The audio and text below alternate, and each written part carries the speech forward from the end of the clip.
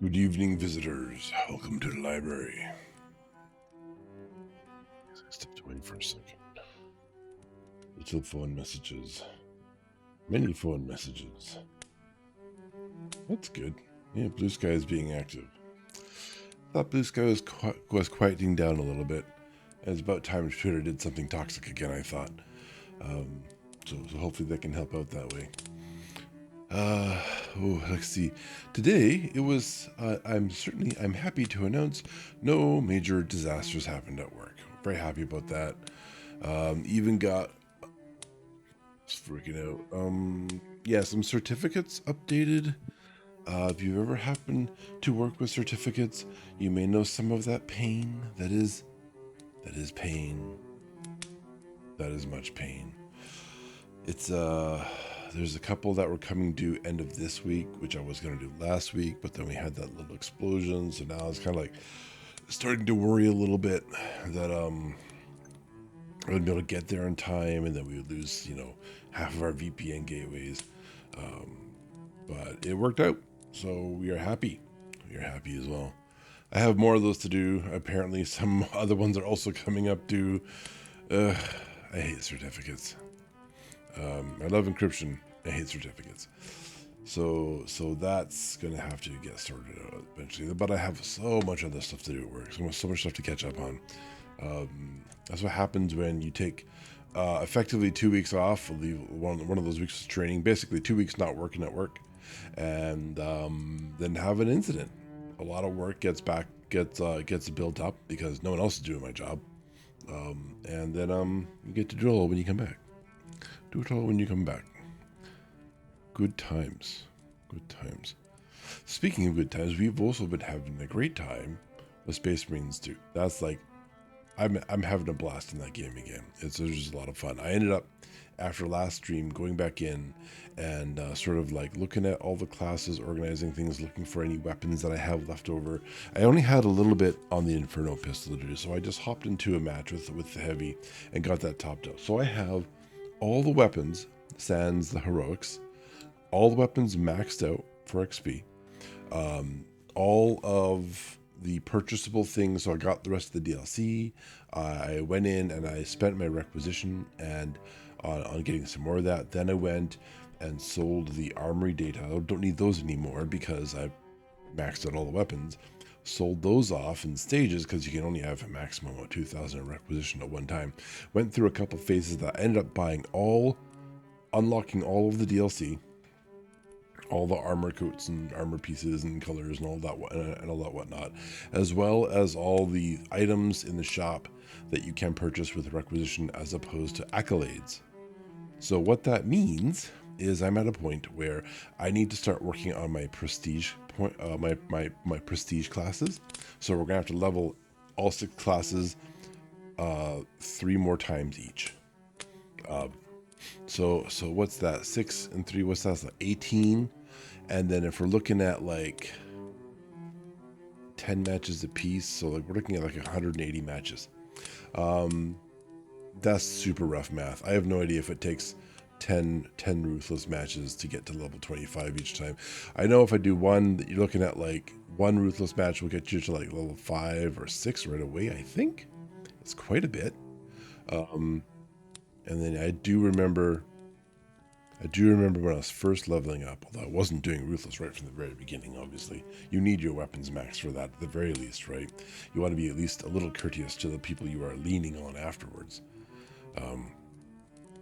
Yeah. Anyways, we'll sort that out. And we'll see how that goes.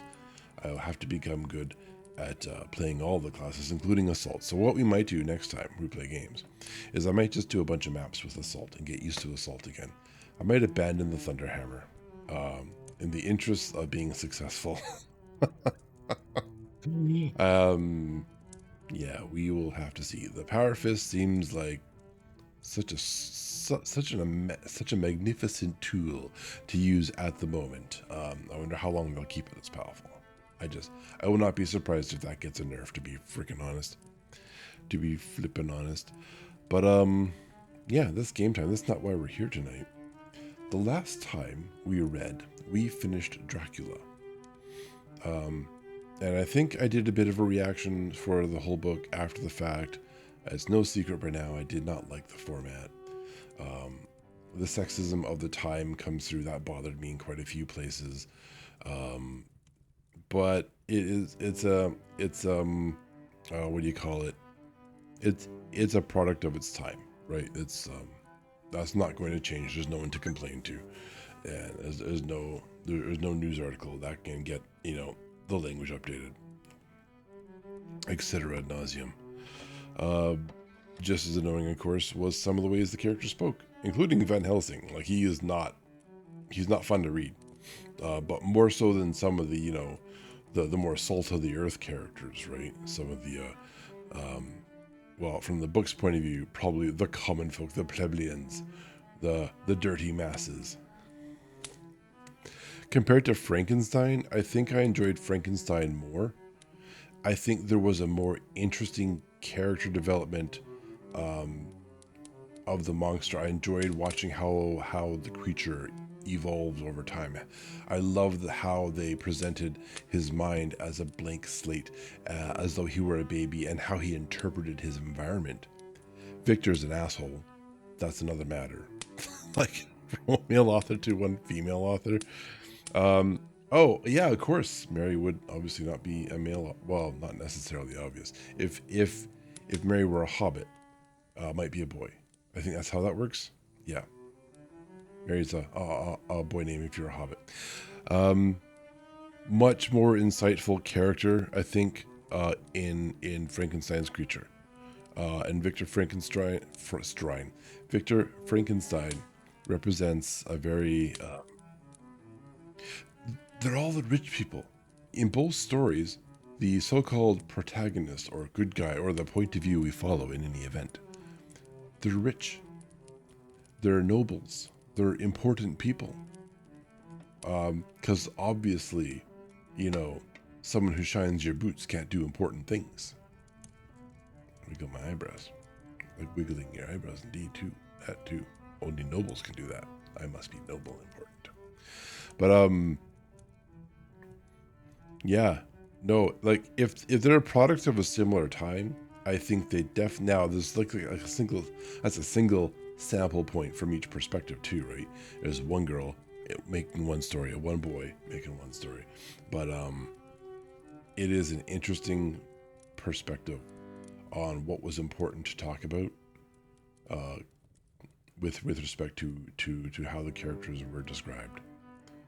And I find it fascinating, actually, in Dracula, how Jonathan was represented in the beginning of the book compared to the end of the book. It's almost like spending time with his beloved made him, from that perspective, weak, and he was such a crybaby.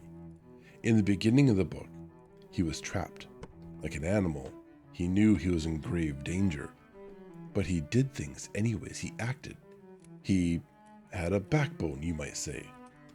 But we get to the end of the story, and it's, oh, woe is me, every 10 sentences, and I don't know what the hell Mina was seeing whenever she looked at him. Oh, he was a manly man. He was so tough and dependable. Like, no, he spent his time on his knees crying in your skirts. I don't understand it. He was a very, very, very big character shift. I mean, yeah, Dracula may be scary person, and he did some horrible things to Mina, but Mina should be the one breaking up and falling over. She's the actual victim. Like, you're not the victim, Jonathan. And in a sense, you're all going through a tough time, but Mina's the victim. Lucy, of course, was the original victim. Poor Lucy. But Mina was the one facing an eternity of damnation throughout, the last third of the book, something like that. Yeah. Another thing I didn't enjoy was how many times they well, I guess that's a product of the time too. The faith, right? The religion in the book. Oh, it was thick. It was heavy. I don't be a religious person. Yeah, the gender expectations were different then too. And that's fair, and that's why a lot of it was there, and that's why I did my best to get over it. But I am not of that time, so my expectations are, I'm gonna say, more. Oh man, I hesitate to say things like advanced. That sounds really arrogant, but I think it is true. I believe, in my opinion, as time goes on, our societies become more enlightened. On average, more people learn more things and are aware of more sort of information and pain and the pain and the suffering of others, especially with the advent of more advanced communications between different groups, like i.e. the internet is probably the greatest advance in communications of all time.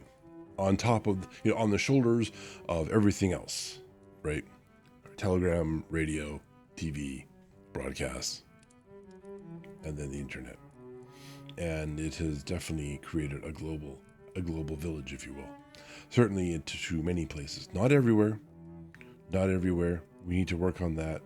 More people in more places need to be able to communicate in the internet. They need to share their lives with us. And I think we will, as a people, as a species, hopefully become even more compassionate and know even better where to share our resources to alleviate the worst of the suffering in the world. Wouldn't that be fantastic? I think that would be amazing. But I live in a world where, and a nation and a civilization where the ideal is for everyone to be treated in equitable fashion. I used to think it was just equality, right? But I got this neat little sort of diagram shown to me of like three boys trying to watch a baseball game over a fence. They were all different heights. The tallest one could see over the fence just fine, right? Right. The middle boy had to step on his tiptoes. It was uncomfortable, but he could see the game if he really tried. And then the shortest boy, of course, no matter what he did, he couldn't see over the fence. And so if these three boys were to be treated equally, they would each get, say, a box to stand on, right? And that means that the tall boy would be way over the fence. Yeah, give them all a box. The tall boy would be way over the fence, no problem. Didn't even need it, but he's treated equally. The middle boy can now look over it just fine. He's now comfortable. But the short boy, it's not enough. The box is not tall enough for the short boy. He still can't see over the fence. He's being treated equally. He's being given assistance, but it's not helping. It's not doing anything for him. Equitable treatment would be provide each boy a box that meets their needs. The tall boy wouldn't need it. He wouldn't get assistance. He can already see the game. His needs are met. The middle boy would get a short box, perhaps the one from the first example, and they're fine now. They can watch the game. And the short boy will get a taller box, maybe with a step. And this of course would permit the short boy to watch the game. Now all three of them can enjoy the game. And we haven't really spent any more on assisting all of them. We've just been more smart about where we've applied our resources. Perhaps the short boy just stacked the box that the tall boy would have used, doubling his height, allowing him to see something like that. The same number of boxes, or the height of the boxes, would have been used. But now everyone can enjoy the same thing. This is equitable treatment, and it is in fact more fair than equality. Just can extrapolate that into a variety of examples in your life or the lives of others around you, or more so. But that's the world I think I live in. I know that's sometimes ideal and sometimes reality is disappointing. Reality is often disappointing. You hear stories about that all the time, and your heart just bleeds a little more. Yeah, that's another matter, I guess. We're not here to discuss the socioeconomic status of each person and the economic crises being faced by each nation in the world. That's for a heavier program, perhaps. Today, we are going to read The Legend of Sleepy Hollow. I think a number of our friends have read this as well. It is that time of year, right? I think that's it is also itself a product of the time of year. So we are going to do the same. We will read the Sleepy Hollow. Step one will be setting up the stream. I barely got the book poster and the I didn't do cover art for the book. I did thumbnail. I did poster. I did not do the book graphic. Oh well, that's we have to use the old white one. Dang it! I completely forgot. Doing short stories is actually kind of challenging. It's more challenging than a longer novel. Because a longer novel, you make this art like once and you read it for, and you use it for like, a month or however long it takes to read. It's a lot easier. But let's get over there to our reading scene. Because, yeah, we need to take down this Dracula stuff. This Dracula stuff is no longer needed. Let's see. Reading book. Yeah, that's the reading book. We're gonna unlock that. We're gonna take a look at the old properties. And I know we have like a blank book. We're going to use the blank book, I guess. This is actually closer to the cover art. It is like a white cover art, so we can look that up again. The book poster, yeah, that's the one over there. Okay, we're gonna take a look, and here we go, Sleepy Hollow. That's a big old book. Yes, it is. Wait, shoot. Okay, and I'm gonna zoom in here. You can't see me zooming because that would be really bad. Super bad. All right. There. Yeah, everyone read that clearly, right? That's the original cover art. It's very good. I don't think I like it. I couldn't find anything better, but I do try to stick to public domain materials for this particular work. I don't think it's a good idea to deviate from that plan. I think that's a good plan. I guess what we could do, where did the book go? Reading book. Yeah, okay, we'll do this. We're gonna add something silly. Can I find the thing that is the thing? Oh, here we go.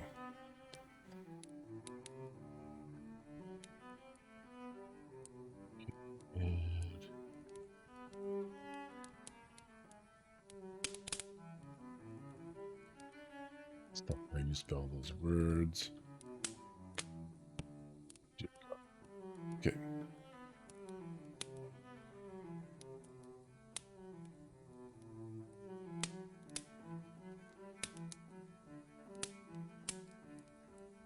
Sleepy.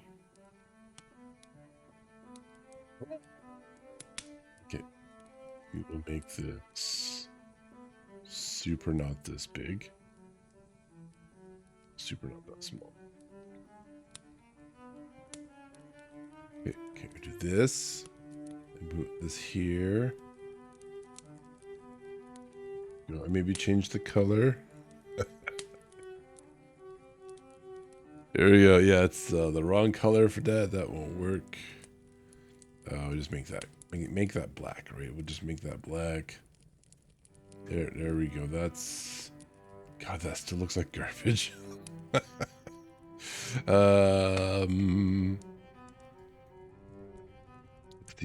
see. We make that font bigger here, and then okay, that improves the resolution a little bit. That there and there. No, that's okay. Here we go. Here we go. There. No one will notice, right?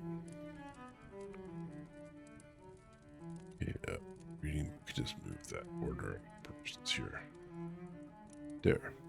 Cool. It was meant to be. It's perfect. Exactly. It's perfect. All right. I think I have everything else in order. Yeah, I do. I have the book here in front of me. We are using a book from the Gutenberg website, thegutenberg.org. What a great place to provide all of its materials free of the charge. Bit wider. Cool. What are we missing?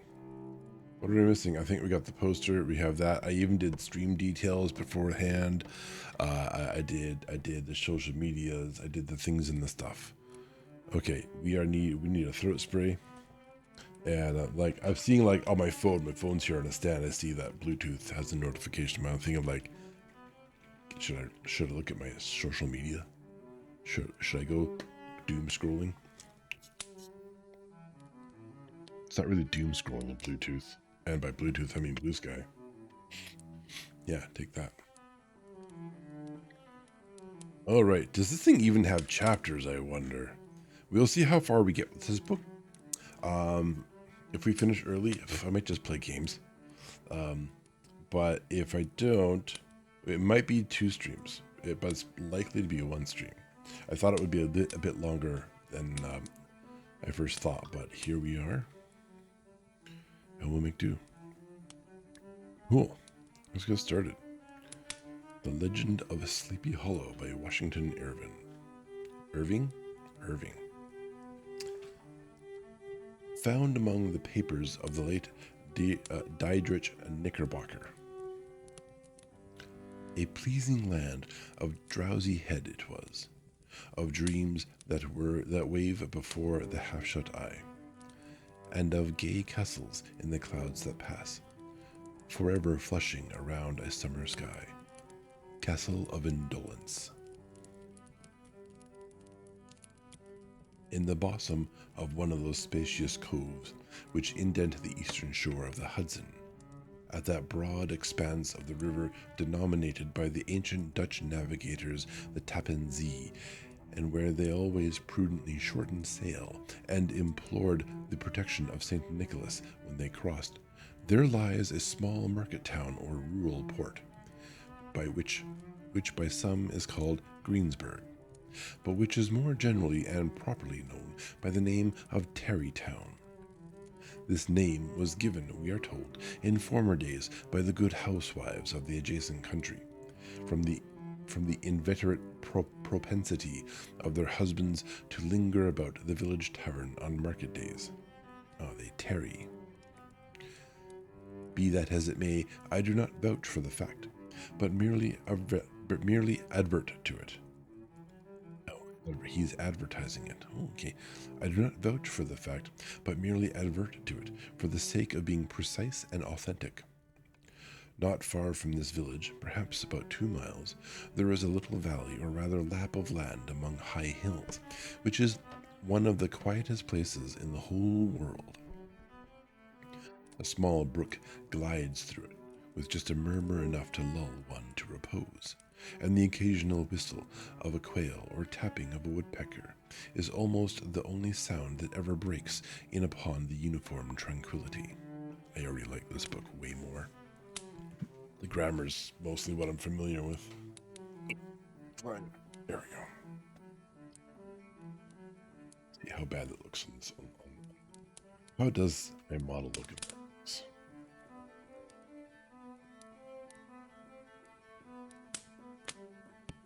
Okay, I need to do one little thing.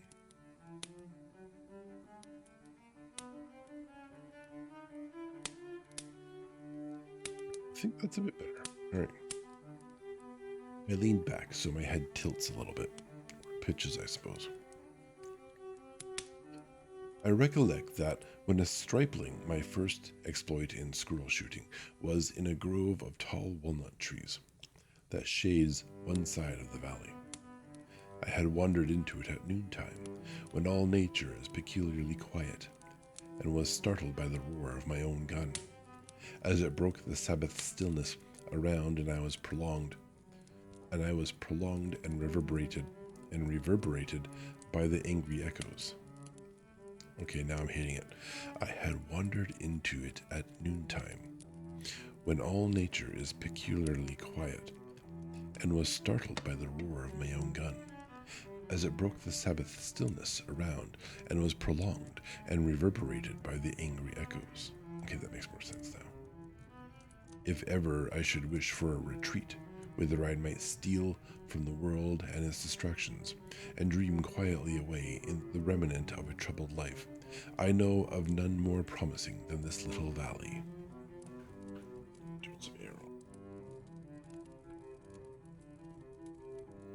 from the listless repose of the place and the peculiar character of its inhabitants, who are descendants from the original Dutch settlers. This sequestered glen has long been known by the name of Sleepy Hollow, and its rustic lads are called the Sleepy Hollow Boys throughout all the neighboring country. A drowsy, dreamy influence seems to hang over the land and to pervade the very atmosphere. Some say that the place was bewitched by a high German doctor during the early days of the settlement. Others that an old Indian chief, the prophet or wizard of his tribe, held his powwows there before the country was discovered and Master Hendrik Hudson. Before the country was discovered by Master Hendrik Hudson. Certain it is, the place still contains under the sway of some witching power that holds a spell over the minds of the good people, causing them to walk in a continual reverie. They are given to all kinds of marvelous beliefs, are subject to trances and visions, and frequently see strange sights and hear music and voices in the air. The whole neighborhood abounds with local tales, haunted spots, and twilight superstitions. Stars shoot and meteors glare oftener across the valley than in any other part of the country. And the nightmare, with her whole ninefold, seems to make it the favorite scene of her gambols. The dominant spirit that haunts this enchanted region and seems to be the commander-in-chief of all the powers of the air is the apparition of a figure on horseback, without a head. It is said by some to be the ghost of a Hessian trooper whose head had been carried away by a cannonball in some nameless battle during the Revolutionary War, and who is ever and anon seen by the country folk hurrying along in the gloom of night, as if on the wings of the wind. His haunts are not confined to the valley, but extend at times to the adjacent roads, and especially to the vicinity of a church at no great distance. Indeed, certain of the most authentic historians of those parts who have been careful in collecting and collating the floating facts concerning his spectre, or this spectre, allege that the body of the trooper having been buried in the churchyard, the ghost rides forth to the scene of battle in nightly quest of his head, and that the rushing speed with which he sometimes passes along the hollow like a midnight blast is owing to his being belated, and in a hurry to get back to the churchyard before daybreak. Such is the general purport of this legendary superstition, which has furnished materials for many a wild story in that region of shadows, and the spectre is known at all the country firesides by the name of the Headless Horseman of Sleepy Hollow. It is remarkable that the visionary propensity I have mentioned is not confined to the native inhabitants of the valley, but is unconsciously imbibed by everyone who resides there for a time. However wide awake they may have been before they entered that sleepy region, they are sure in a little time to inhale the witching influence of the air and begin to grow imaginative, to dream dreams and see apparitions. I mention this peaceful spot with all possible laud, for it is in such little retired Dutch valleys found here and there embosomed in the great state of New York, that population, manners, and customs remain fixed, while the great torrent of migration and improvement, which is making such incessant changes in other parts of this restless country, sweeps by them unobserved. They're like those little nooks of still water which border a rapid stream, where we may see the straw and bubble riding quietly at anchor or slowly revolving in their mimic harbor, undisturbed by the rush of the passing current. Though many years have elapsed since I trod the drowsy shades of Sleepy Hollow, yet I question whether I should not still find the same trees and the same families vegetating in its sheltered bosom. In this by-place of nature there abode, in a remote period of American history, that is to say, some 30 years since, a worthy weight of the name of Ichabod Crane, who sojourned, or, as he expressed it, tarried, in Sleepy Hollow for the purpose of instructing the children of the vicinity. He was a native of Connecticut, a state which supplies the Union with pioneers for the mind as well as for the forest, and sends forth yearly its legions of frontier woodmen and country schoolmasters. The cognomen of Crane was not implacable to his person. He was tall, but exceedingly lank, with narrow shoulders, long arms and legs, hands that dangled a mile out of his sleeves, feet that might have served for shovels, and his whole frame most loosely hung together. His head was small and flat at top, with huge ears, large, green, glassy eyes, and a long snipe nose, so that it looked like a weathercock perched upon a spindle neck to tell which way the wind blew. To see him striding along the profile of a hill on a windy day with his clothes bagging and fluttering about him, one might have mistaken him for the genius of famine descending upon the earth, or some scarecrow eloped from a cornfield. Sounds like a classic schoolmaster to me. His schoolhouse was a low building of one large room, rudely constructed of logs, the windows partly glazed and partly patched with leaves of old copybooks. It was most ingeniously secured at vacant hours by a withe twisted in the handle of the door and stakes set against the window shutters, so that, though a thief might get in with perfect ease, he would find some embarrassment in getting out. An idea most probably borrowed by the architect, Jost van Houten, from the mystery of an eel pot. The schoolhouse stood in a rather lonely but pleasant situation, just at the foot of a woody hill, with a brook running close by, and a formidable birch tree growing at one end of it. From hence the low murmur of his pupils' voices conning over their lessons might be heard in a drowsy summer's day, like the hum of a beehive, interrupted now and then by the authoritative voice of the master, in the tone of menace or command, or peradventure by the appalling sound of the birch as he urged some tardy loiterer along the flowery path of knowledge. I'm going to guess what that is, and I'm going to move on. Truth to say, he was a conscientious man, and ever bore in mind the golden maxim, spare the rod and spoil the child. I kind of thought that was. By the way, for the record, that is debunked as a horrible way to abuse children with the excuse of thinking you're doing well. You are not. Ichabod Crane's scholars certainly were not spoiled. So he's a horrible person. I would not have imagined, however, that he was one of those cruel potentates of the school who joy in the smart of their subjects.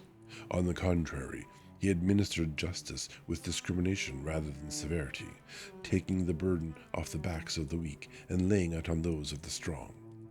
Your mere puny stripling that winced at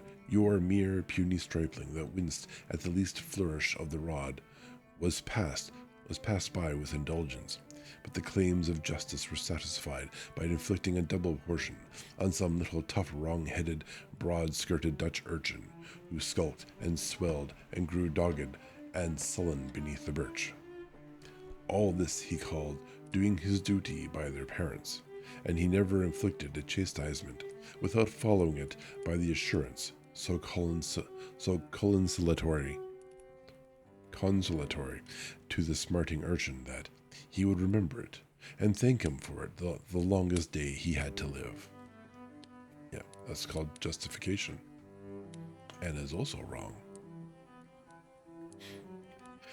When school hours were over, he was even the companion and playmate of the larger boys, and on holiday afternoons would convey some of the smaller ones home, who happened to have pretty sisters or good housewives for mothers, noted for the comforts of the cupboard.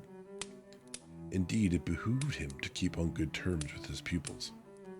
The revenue arising from his school was small, and would have been scarcely sufficient to furnish him with daily bread, for he was a huge feeder, and, though lank, had the dilating powers of an anaconda. But to help out his maintenance, he was, according to country customs in those parts, boarded and lodged at the houses of the farmers whose children he instructed. With these he lived successively a week at a time, thus going the rounds of the neighborhood, with all his worldly effects tied up in a cotton handkerchief. I could not do that. Like, kudos to teachers who did that. That sounds like a miserable way to live.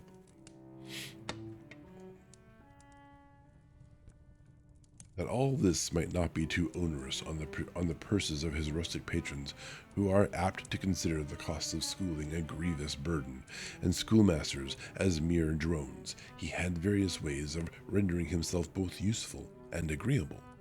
He assisted the farmers occasionally in the lighter labors of their farms, helped to make hay, mended the fences, took the horses to water, drove the cows from pasture, and cut wood for the winter fire. He laid aside, too, all the dominant dignity and absolute sway with which he lorded it in his little empire, the school, and became wonderfully gentle and ingratiating. He found favor in the eyes of the mothers by petting their children, particularly the youngest, and like the lion bold, which, which Wilhelm, which Wilhelm so magnanimously the lamb did hold. He would sit with the child on one knee and rock a cradle with his foot for whole hours together. He was a babysitter. In addition to his other vocations, he was the singing master of the neighborhood, and picked up many bright shillings by instructing the young folks in psalmody.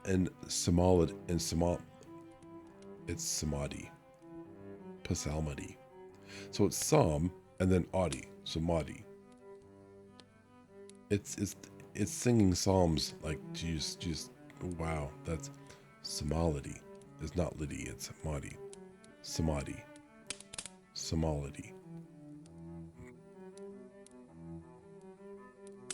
Samadhi. Anyway, I'm moving on. He's singing songs. It was a matter of no little vanity to him on Sundays to take his station in front of the church gallery with a band of chosen singers, where, in his own mind, he completely carried away the palm from the parson.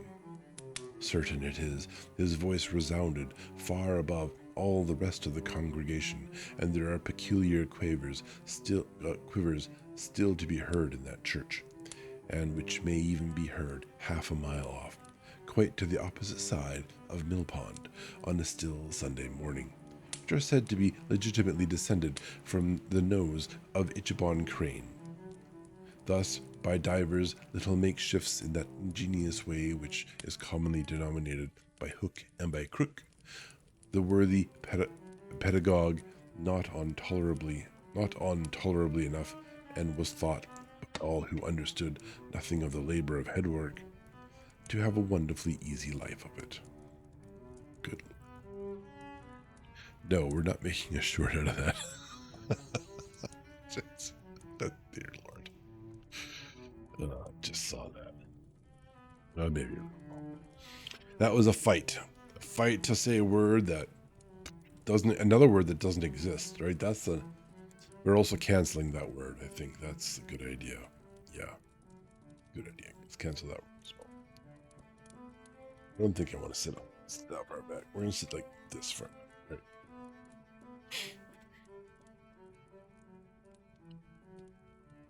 Schoolmaster is generally a man of some importance in the female circle of a rural neighborhood, being considered a kind of idle, gentlemanlike personage, of vastly superior taste and accomplishments to the rough country swains, and, indeed, inferior in learning only to the parson.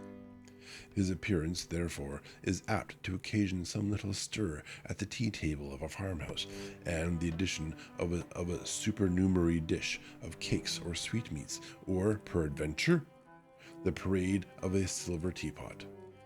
Our man of letters, therefore, was peculiarly happy in the smiles of all the country damsels. How he would figure among them in the churchyard, between services on Sundays, gathering grapes for them from the wild vines that overran the surrounding trees, reciting for their amusement all the epitaphs on the tombstones, or sauntering, with a whole bevy of them, along the banks of the adjacent mill pond, while the more bashful country bumpkins hung sheepishly back, envying his superior elegance and address. Okay, and a whole bunch of things just reloaded on my page, so that's alarming. Do I still broadcast? I look like I broadcast.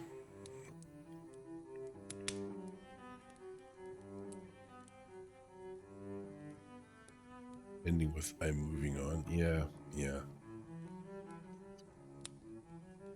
It looks like I'm still broadcasting, so that's good. That's a good thing. Yeah, so yeah, everything in the background just kind of like flickered off and on. I'm guessing it might be the graphics card doing a quick reset. The 5080s are not exactly the most stable graphics cards I've ever had in my life. They occasionally restart. Yeah, it's haunted. Yeah.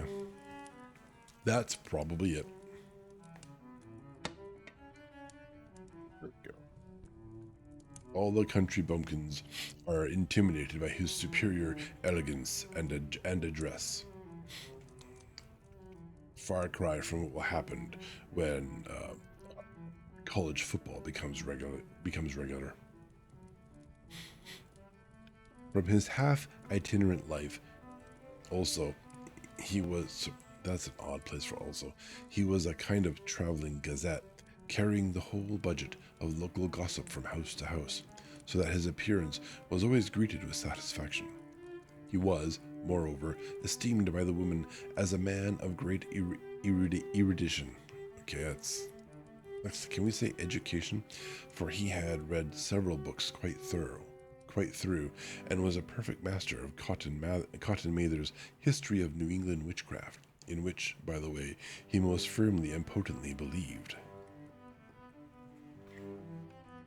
He was, in fact, an odd mixture of small shrewdness and simple credulity.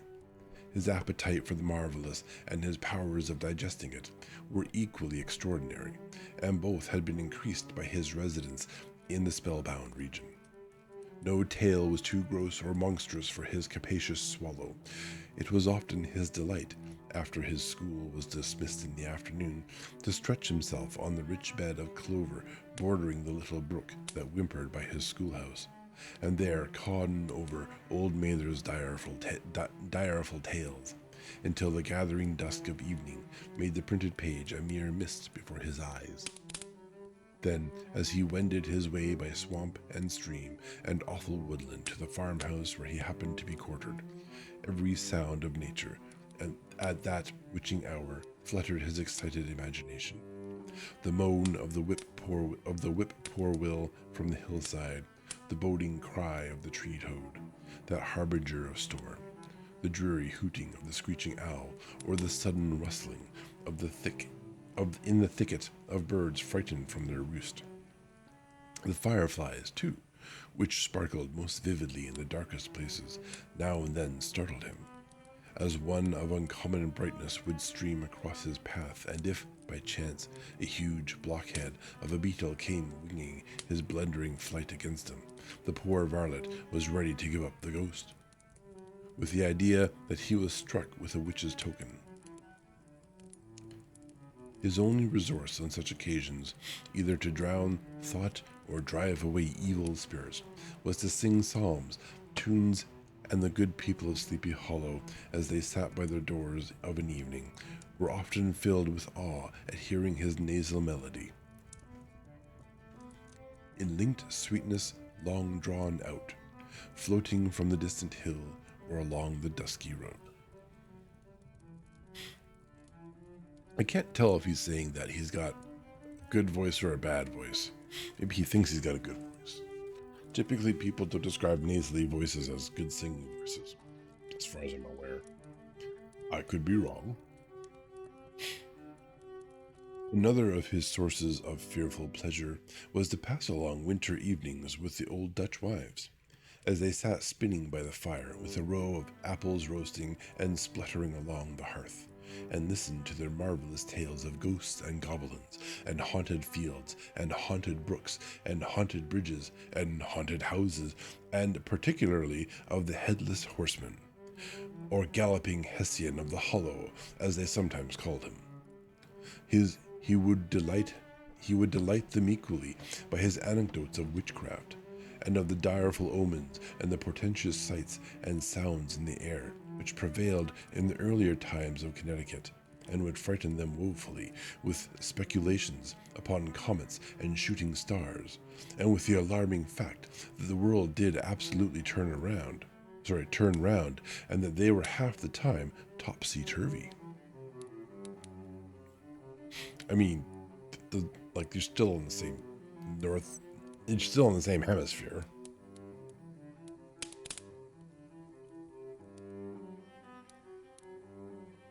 But if there was a pleasure in all this, while snugly cuddling in the chimney corner of a chamber that was all of a ruddy glow from the crackling wood fire, and where, of course, no spectre dared to show its face, it was dearly purchased by the terrors of his subsequent walk homewards.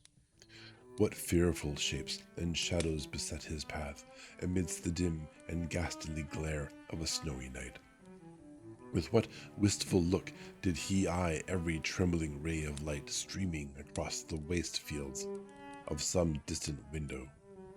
How often was he appalled by some shrub covered with snow, which, like a sheeted spectre, beset his very path! How often did he shrink with curdling awe at the sound of his own steps on the frosty crust beneath his feet, and dread to look over his shoulder, lest he should behold some uncouth being trampling close behind him! And how often was he thrown into complete dismay by some rushing blast, howling among the trees, in the idea that it was the galloping Hessian on one of his nightly scourings! That's got to be actually terrifying. You think about it. I mean, you were younger, or perhaps you are young, and you watch a horror movie, or you tell scary stories, or you listen to a particularly good narrator come up with one. And you know in your brain, in your logic center, that it's all just story. It's all just fears and terrors preying upon the primordial caveman brain that we all have. And we do have caveman level brains where we overemphasize the dangers of our world around us in order to improve our chances of survival, right? It's okay to be a little more scared of something that might be dangerous than a little less scared of something that is dangerous, right? It's just how we work. I remember just terrifying myself. I mean, I've done it later in life too. Perhaps not lately, I'm smarter than that. But you can sit there and you can convince yourself that that dark shadow in the closet that you're looking at while you're laying in bed waiting to go to sleep is perhaps looking back at you. Yeah. We're good at terrifying ourselves. I can imagine it's even worse back in the day that this story was written. We have a lot of information to show us just how sort of nonsensical the supernatural is today. If you're willing to listen to that, to the information available, it's like it makes even less sense to be scared of it, but that doesn't really matter. Your brain doesn't work solely on logic. A lot of emotion in there. All these, however, this is why it's good to have cats. Yeah, noises at night. It's just the cat. Yeah, no, the cats justify all the supernatural terrors in your house. Get cats and 2 cats, because if they're suddenly galloping through your house, Well, now there's two reasons why it could happen. Absolutely. And they're cute. All these, however, were mere terrors of the night, phantoms of the mind that walk in darkness.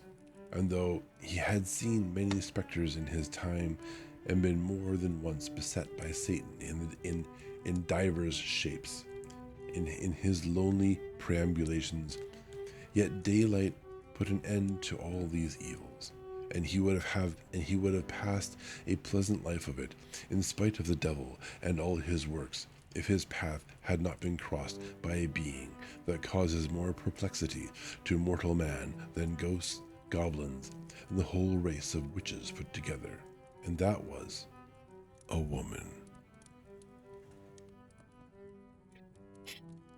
Among the musical disciples who assembled one evening in each week to receive his instructions in oh dear, samadhi, salmadi, psalmody. We're gonna call it psalmody. It makes my brain happier. Was Katrina van Tassel, a daughter and only child of a substantial Dutch farmer. She was a blooming lass of fresh 18, plump as a partridge, ripe and melting and rosy cheeked as one of her father's peaches, and universally famed, not merely for her beauty, but her vast expectations. She was withal a little of a coquette. Coquette? There's a better way to say this. I just know it. I like that word. I just can't say it.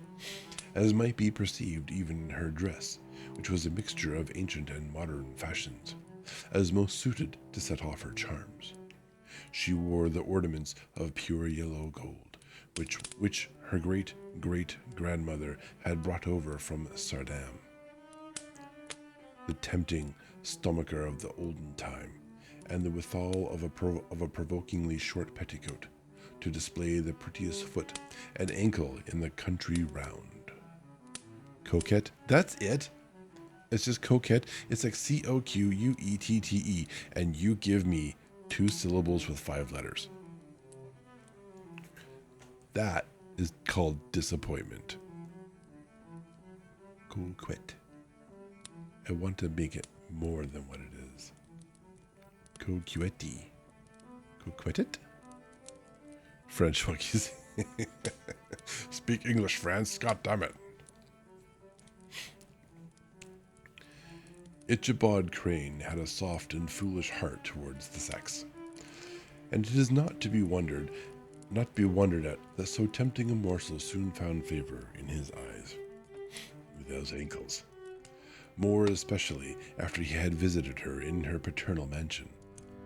Old Balatus Van Tassel was a perfect picture of a thriving, contented, liberal-hearted farmer. He seldom, it is true, sent either his eyes or his thoughts beyond the boundaries of his own farm, but within those everything was snug, happy, and well-conditioned. He was satisfied with his wealth, but not proud of it, and piqued himself upon the hearty abundance rather than the style in which he lived. His stronghold was situated on the banks of the Hudson, in one of those green, sheltered, fertile nooks in which the Dutch farmers are so fond of nestling. A great elm tree spread its broad branches over it, at the foot of which bubbled up a spring of the softest and sweetest water, in a little well formed of a barrel, and then stole sparkling away through the grass to a neighboring brook that babbled along among alders and dwarf willows. Hard by the farmhouse was a vast barn that might have served for a church, every window and crevice of which seemed bursting forth with the treasures of the farm. The flail was busily resounding within it from morning to night. And I hiccup. Swallows and martins skimmed, twittering about the eaves, and rows of pigeons, some with one eye turned up, as if watching the weather, some with their heads under their wings or buried in their bosoms, and others swelling and cooing and bowing about their dames. were enjoying the sunshine on the roof. Sleek, unwieldy porkers were grunting in the repose and abundance of their pens, from whence sallied forth now and then troops of suckering pigs, as if to snuff the air. A stately squadron of snowy geese were riding in an adjoining pond, convoying whole fleets of ducks. Regiments of turkeys were gobbling through the farmyard, and guinea fowls fretting about it, like ill-tempered housewives, with their peevish, discontented cry. Before the barn door strutted the gallant cock, that pattern of a husband, a warrior, and a fine gentleman, clapping his burnished wings and crowing in the pride and gladness of his heart, sometimes tearing up the earth with his feet, and then generously calling his ever-hungry family of wives and children to enjoy the rich morsel which he had discovered. Ooh, looks like we have an ad in a minute. That's a good place to stop. That was a huge paragraph. All right. We'll stop. We'll have a 3-minute break. I'll get up, walk around, and we will be back after that. Just like in the habit that I am, I will watch my progress bar in awkward silence. There we go.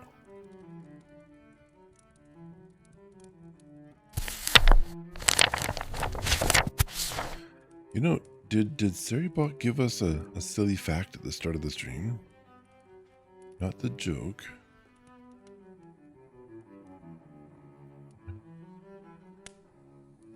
Did I just disable that?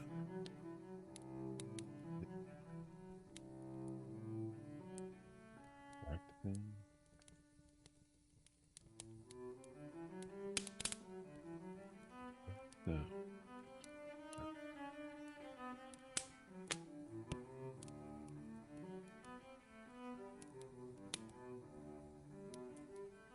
Sloth fact, fish fact. Interesting that that's just not working. Alright, let me make a note. It's a dozen dogs. Maybe Seribot's just not a good day these days. Let me go to my stream to-do list. Put down here at the bottom. Got so many things in here we're trying done.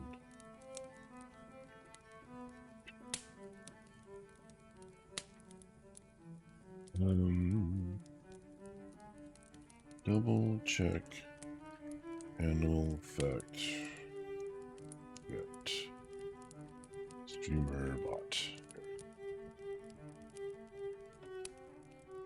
Okay. Dolphins are in there. There's like 8 of them, but yeah, some of those might not be. That's not a fun command. That's a Seribot command. This is quotes, not redeems. I have categories for stuff to make life easier. Animal facts. Yeah, there's cat, duck, dolphin, dog, deer, capybara, lobster, and wolf. Then an error message. So if random number stuff breaks, which it hasn't thus far, so I don't think it ever will. I get a little error message saying, "Hey, someone tell Sid something's wrong." But I wonder if we just need to throw that into its own sort of queue, or say, "Hey, just run." I'll address that. Important, not super important. All right, back to the story.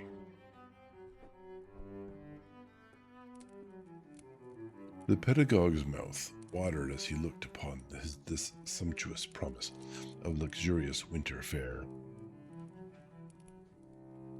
I'm not just old, I'm especially old. Well, I didn't say that. Maybe you said that. Recorded by Valena.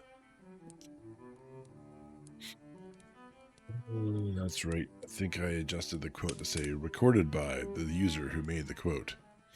But, Valana, it seems you have failed to identify the person who said this, so clearly, it's probably not me. That's what I take from that. Right? That makes sense, I assume. Probably.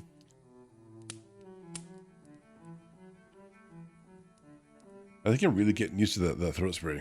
Probably a bit too much. The pedagogue's mouth watered as he looked upon this sumptuous promise of luxurious winter fare. In his devouring mind's eye, he pictured to himself every roasting pig running about with a pudding in his belly and an apple in his mouth. The pigeons were snugly put to bed in a comfortable pie and tucked in with a coverlet of crust. The geese were swimming in their own gravy, and the ducks pairing costily in dishes. Oh, pairing cozily in dishes, like snug married couples, with a decent competency of onion sauce. In the porkers, he saw carved out the future sleek side of bacon and the juicy, relishing ham. Not a turkey, but he beheld daintily trussed up, with its gizzard under its wing, and peradventure a necklace of savory sausages, and even bright, oh dear, Chanticleer, and even bright Chanticleer himself lay sprawling on his back in a side dish, with uplifted claws, as if craving that quarter which his chivalrous spirit disdained to ask while living. I think that's a terrifying way to live, to walk around looking at all your animals like that. Yeah, yeah. I don't want to be around a person that does that. That seems a little too enthusiastic. She means sure read now. It's a reading stream. Of course I'm going to read.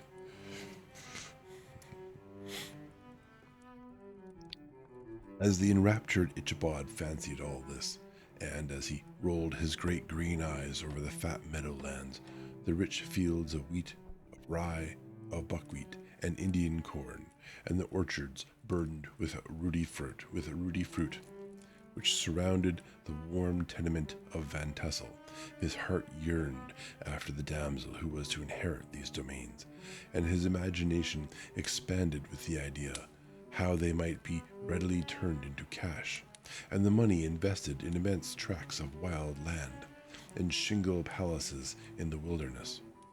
Nay, his busy fancy already realized his hopes, and presented to him the blooming Katerina, with a whole family of children, mounted on the top of a wagon loaded with household trumpery, with pots and kettles dangling beneath, and he beheld himself bestriding a pacing mare, with a colt at her heels, setting out for Kentucky, Tennessee, or the Lord knows where. Why would you move away from this place? Holy cow, that's a great place to live. What are you talking about? Yeah, he's definitely not a good person. No, this guy's trash. Can you imagine not living in that place? I mean, maybe it's not it for everyone, but oh my goodness, it's peaceful, it's comfortable. The guy makes a living reading books until the sun goes down. Can you imagine not having anything to do but to just read a book when you're done work? Imagine that. Just crazy. When he entered the house, the conquest of his heart was complete. It was one of those spacious farmhouses with high-ridged but lowly sloping roofs, built in the style handed down from the first Dutch settlers. The low, projecting eaves forming a piazza along the front, capable of being closed up in bad weather. Under this were hung flails, harness, various utensils of husbandry, and nets for fishing in the neighboring river. Benches were built along the sides for summer use, and a great spinning wheel at one end and a churn at the other showed the various uses to which this important porch might be devoted. From this piazza, the wondering Ichabod entered the hall, which formed the center of the mansion, and the place of unusual residence. Here, rows of resplendent pewter, ranged on a long dresser, dazzled his eyes. In one corner stood a huge bag of wool, ready to be spun, In another, a quantity of linsey woolsey, just from the loom. Ears of Indian corn and strings of dried apples and peaches hung in gay festoons along the walls, mingled with the god of red peppers, and the door, left ajar, gave him a peep into the best parlor, where the claw-footed chairs and dark mahogany tables shone like mirrors. And Andirons. Andirons? Interesting, I never heard. I don't know what that is. What's an Andiron, Valana? With their accompanying shovel and tongs, glistened from their covert of asparagus tops. Mock oranges and conch shells decorated the mantelpiece. The mantelpiece. Strings of various colored birds' eggs were suspended above it. A great ostrich egg was hung from the center of the room, and a corner cupboard, knowingly left open, displayed immense treasures of old silver and well-mended china. Wonder why there's so many bird eggs around the place. Collector items, maybe? From the moment Ichabod laid his eyes upon these regions of delight, the peace of his mind was at an end, and his only study was how to gain the affections of the peerless daughter of Van Tassel.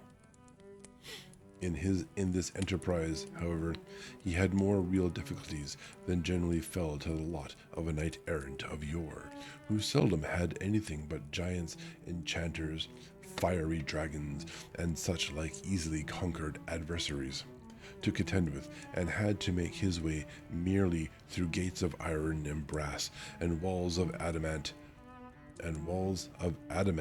to the castle keep where the lady of his heart was confined, all which he achieved as easily as a man would carve his way to the center of a Christmas pie, maybe if it was like a really dangerous Christmas pie. And then the lady gave him her hand as a matter of course. Ichabod, on the contrary, had to win his way to the heart of a country. How do you say it over here? Can reference my wife's words. Where is that horrible? I can't. Did you delete it? As a coquette. There we go. And of course, that made me lose my place. Had to win his way to the heart of a country coquette, beset with a labyrinth of whims and caprices. Caprice? It's like shoes. Yeah, coquette. Caprices. It's not sissises. Of whims and wiles, which were forever presenting new difficulties and impediments, and he had to encounter a host of fearful adversaries of real flesh and blood, the numerous rustic admirers who beset every portal to her heart, keeping a watchful and angry eye upon each other, but ready to fly out in the common cause against any new competitor. Among these, the most formidable was a burly, roistering blade of the name of Abraham, or, according to the Dutch abbreviation, Brom van Brunt, the hero of the country round, which rang with his feats of strength and hardihood. He was broad-shouldered and double-jointed, with short, curly black hair, and a bluff of not unpleasant countenance, having a mingled air of fun and arrogance. From his Herculean frame and great powers of limb, he had received the nickname of Brom Bones, by which he was universally known. He was famed for great knowledge and skill in horsemanship, being as dexterous on horseback as a Tartar.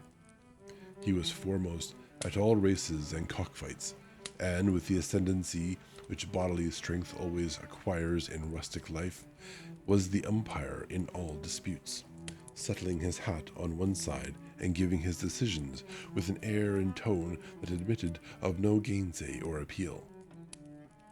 He was always ready for either a fight or a frolic, but had more mischief than ill will in his composition. And with all his overbearing roughness, there was a strong dash of waggish good humor at bottom. He had 3 or 4 boon companions who regarded him as their model, and at the head of whom he scoured the country, attending every scene of feud or merriment for miles round. In cold weather he was distinguished by a fur cap, surmounted with a flaunting fox's tail, and when the folks at a country gathering decried this well-known crest at a distance, whisking about among a squad of hard riders, they always stood by for a squall. I didn't understand that last sentence at all. Sometimes his crew would be heard dashing along past the farmhouses at midnight, with whoop and hallo, like a troop of Don Cossacks. Cossacks? Of Don Cossacks. Cossacks. Don Cossacks. I don't know what that is. And the old dames, startled out of their sleep, would listen for a moment till the hurry-scurry had clattered by, and then exclaim, "Aye, there goes Brom Bones and his gang." The neighbors looked upon him with a mixture of awe, admiration, and goodwill, and when any madcap prank or rustic brawl occurred in the vicinity, always shook their heads and warranted Brom Bones was at the bottom of it. They would expect a fight or trouble. Yeah, he's a local bully / troublemaker. That's what I get from that. This ranty pole hero had for some time singed out the blooming Katerina for the object of his uncouth gallantries. And though his amorous toyings were something like the gentle caresses and endearments of a bear, yet it was whispered that she did not altogether discourage his hopes. Yeah, he's the jock. He's the frat boy. Yeah. Hot rod car. Certain it is, his advances were signals for rival candidates to retire, who felt no inclination to cross a lion in his amours. Amores. Insomuch that when his horse was seen tied to Van Tassel's paling on a Sunday night, a sure sign that his master was courting, or, as it is termed, sparking, within, all other suitors passed by in despair, and carried the war into other quarters. Such was the formidable rival with whom Ichabod Crane had to contend, and, considering all things, a stouter man than he would have shrunk from the competition, and a wiser man would have despaired. He had, however, a happy mixture of pliability and perseverance in his nature. He was in form and spirit like a supple jack, yielding, but tough. Though he bent, he never broke. And though he bowed beneath the slightest pressure, yet the moment it was away, jerk. He was as erect and carried his head as high as ever. Oh, phrasing. To have taken the field openly against his rival would have been madness, for he was not a man to be thwarted in his amours any more than that stormy lover Achilles. Ichabod, therefore, made his advances in a quiet and gently insinuating manner. Phrasing, oh dear. Under cover of his character of singing master, he made frequent visits to the farmhouse. Not that he had anything to apprehend from the meddlesome interference of parents, which is so often a stumbling block in the path of lovers. Bolt Van Tassel was an easy, indulgent soul. He loved his daughter better even than his pipe, and, like a reasonable man and an excellent father, let her have her way in everything. His notable little wife, too, had enough to do to attend to her housekeeping and manage her poultry, for, as she sagely observed, ducks and geese are foolish things, and must be looked after, but girls can take care of themselves. Thus, while the busy dame bustled about the house, or plied her spinning wheel at one end of the piazza, honest Balt would sit smoking his evening pipe at the other, watching the achievements of a little wooden warrior, who, armed with a sword in each hand, was most valiantly fighting the wind on the pinnacle of the barn. In the meantime, Ichabod would carry on his suit with the daughter by the side of the spring under the great elm, or sauntering along in the twilight, that hour so favorable to the lover's eloquence. I profess not to know how women's hearts are wooed and won. To me, they have always been matters of riddle and admiration. Some seem to have but one vulnerable point, or door of access, while others have 1,000 avenues, and may be captured in 1,000 different ways. It is a great triumph of skill to gain the former, but still a greater proof of generalship to maintain possession of the latter. For man must battle for his fortress at every door and window. He who wins 1,000 common hearts is therefore entitled to some renown. But he who keeps undisputed sway over the heart of a coquette is indeed a hero. Certain it is, this was not the case with the redoubtable Brom Bones, and from the moment Ichabod Crane made his advances, the interest of the former evidently declined. His horse was no longer seen tied to the palings on Sunday nights, and a deadly feud gradually arose between him and the preceptor of Sleepy Hollow. Brom, who had a degree of rough chivalry in his nature, would fain have carried matters to open warfare, and have settled their pretensions to the lady according to the mode of those most concise and simple reasoners, the knights errant of yore, by single combat. But Ichabod was too conscious of the superior might of his adversary, to enter the lists against him. He had overheard a boast of Bones, that he would double the schoolmaster up and lay him on a shelf of his own schoolhouse, and he was too wary to give him an opportunity. There was something extremely provoking in this obstinately pacific system. It left Brom no alternative but to draw upon the funds of rustic waggery in his disposition, and to play off boorish practical jokes upon his rival. Ichabod became the object of whimsical persecution to Bones and his gang of rough riders.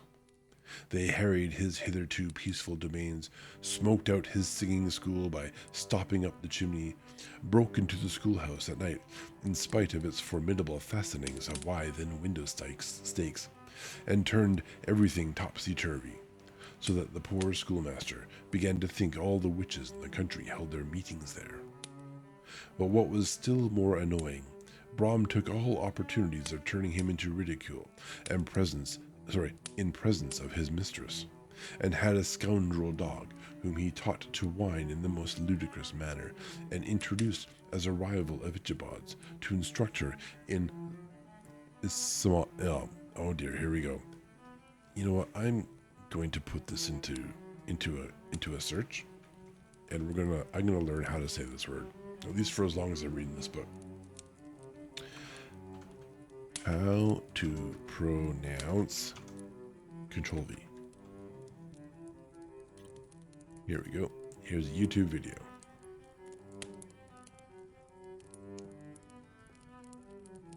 Not very noisy. Psalmody. Okay, that P is a P. There's a silent people. Psalmody. Okay. It's psalmody. I knew that in my brain. That's what it looks like. I just have to put my finger there and go psalmody. Okay.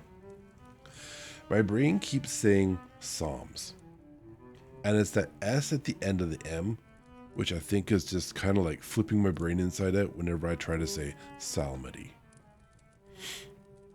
People don't like his singing. Yeah, I'm kind of getting that.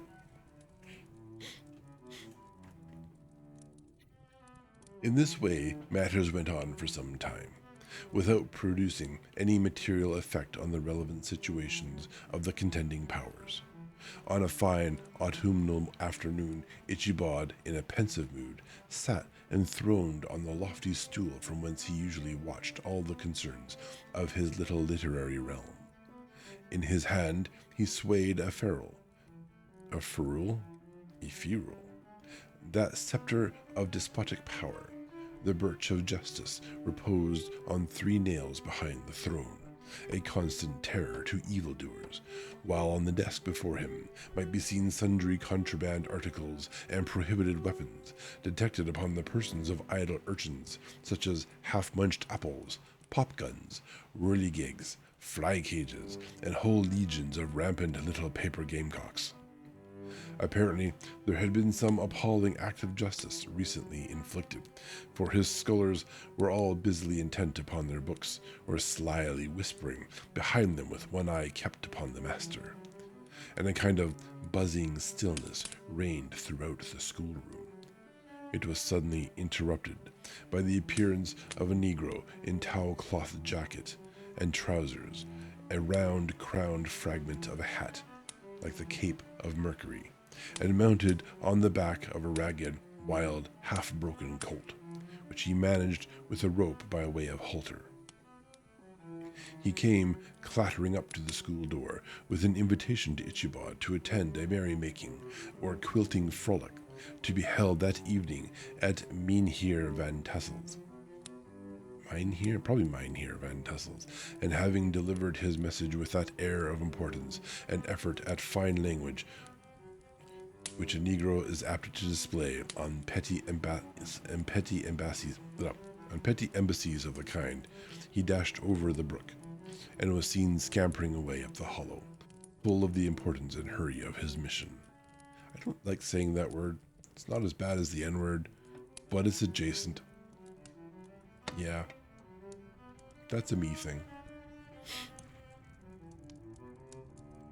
But it's in the book. I have very few words I have a hard no on. That's not a hard no, but it is an uncomfortable word. For me. All was now bustle and hubbub in the late quiet schoolroom. The scholars were hurried through their lessons without stopping at trifles. Those who were nimble skipped over half with impunity, and those who were tardy had a smart application now and then in the rear to quicken their speed or help them over a tall word. Books were flung aside without being put away on the shelves, inkstands were overturned, benches thrown down, and the whole school was turned loose an hour before the usual time, bursting forth like a legion of young imps, yelping and racketing about the green in joy at their early emancipation. Really? You inflict pain because they're having trouble with a word? Good Lord. The gallant Ichibod now spent at least an extra half hour at his toilet, brushing and furbishing up his vest, and indeed only suit of rusty black, and arranging his locks by a bit of broken looking glass that hung up in the schoolhouse, that he might make his appearance before his mistress in the true style of a cavalier. He borrowed a horse from the farmer with whom he was domiciliated, which he was staying with, a choleric old Dutchman by the name of Hans van Ripper, and, thus gallantly mounted, issued forth like a knight-errant in quest of adventures. But it is meet I should, in the true spirit of romantic story, give some account of the looks and equipments of my hero and his steed. The animal he bestrode was a broken-down plough horse that had outlived almost everything in its vivaciousness. He was gaunt and shagged, with an ewe neck and a head like a hammer. His rusty mane and tail were tangled and knotted with burrs. One eye had lost its pupil and was glaring and spectral, but the other had the gleam of a genuine devil in it. Still, he must have had fire and metal in his day, if we may judge from the name he bore of Gunpowder. He had, in fact, been a favorite steed of his master's, the choleric Van Ripper, who was a furious rider, and had infused, very probably, some of his own spirit into the animal, for old and broken down as he looked, there was more of the lurking devil in him than any young filly in the country. He's an old vicious steed. Ichabod was a suitable figure for such a steed. He rode with short stirrups, which brought his knees nearly up to the pommel of the saddle. His sharp elbows stuck out like grasshoppers. He carried his whip perpendicularly in his hand like a scepter, and as his horse jogged on, the motion of his arms was not unlike the flapping of a pair of wings. A small wool hat rested on the top of his nose, for so his scanty strip of forehead might be called, and the skirts of his black coat fluttered out almost to the horse's tail.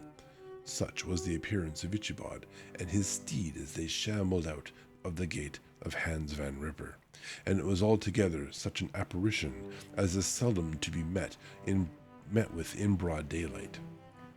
An awkward fellow, eh? It was, as I have said, a fine autumnal day. The sky was clear and serene, and nature wore that rich and golden livery which we always associate with the idea of abundance.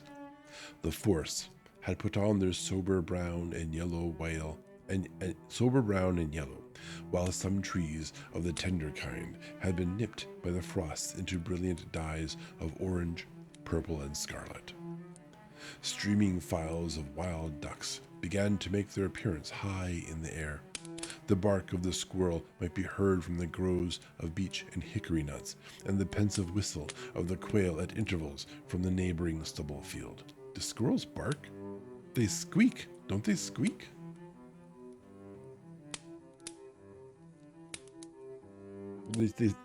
Yeah, squirrels are squeakers. They don't bark. Have some water. Yeah, chirp. They chirp. Squeak, chirp, close enough. Bloody closer than bark.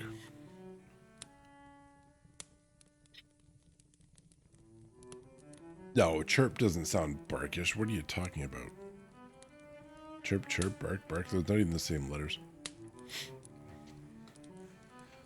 The small birds were taking their farewell banquets. In the fullness of their revelry they fluttered, chirping and frolicking from bush to bush and tree to tree. I can hear that word. Capricious. Caprius? No. Capricios. Cios. Capricious. Capricious from the very profusion and variety around them. There was the honest cock robin, the favorite game of stripling sportsmen, with its loud, querulous note. I need to learn how to read and go back to grade 5. His loud note, and the twittering blackbirds flying in sable clouds, and the golden-winged woodpecker, with his crimson crest, his broad black gorget and splendid plumage, and the setter bird, with his red-tipped wings and yellow-tipped tail, and its little Monterio cap of feathers, and the blue jay, that noisy coxcomb, in his gay light blue coat and white underclothes, screaming and chattering, nodding and bobbing and bowing, and pretending to be on good terms with every songster of the grove. Learning live on stream in front of the world, that's right. Was that bird, remember when we went to see the waterfall outside of town, and there were these like super shimmery blue-green birds? Like, what an amazing color those birds were. They were crazy. They also like walked right up to you to take all your stuff away because, well, people sat there for lunch, out in nature, side of a mountain, waterfall, picnic tables. Stellar jays? Yeah. I mean, that's a stellar color, let's be honest. Anyone who's listening to this, go and look up stellar jays online. They're just amazing. Their colors are really cool. Where the hell was I? Songster in the Grove. There we are. As Ichabod jogged slowly on his way, his eyes, ever open to every symptom of culinary abundance, ranged with delight over the treasures of jolly autumn.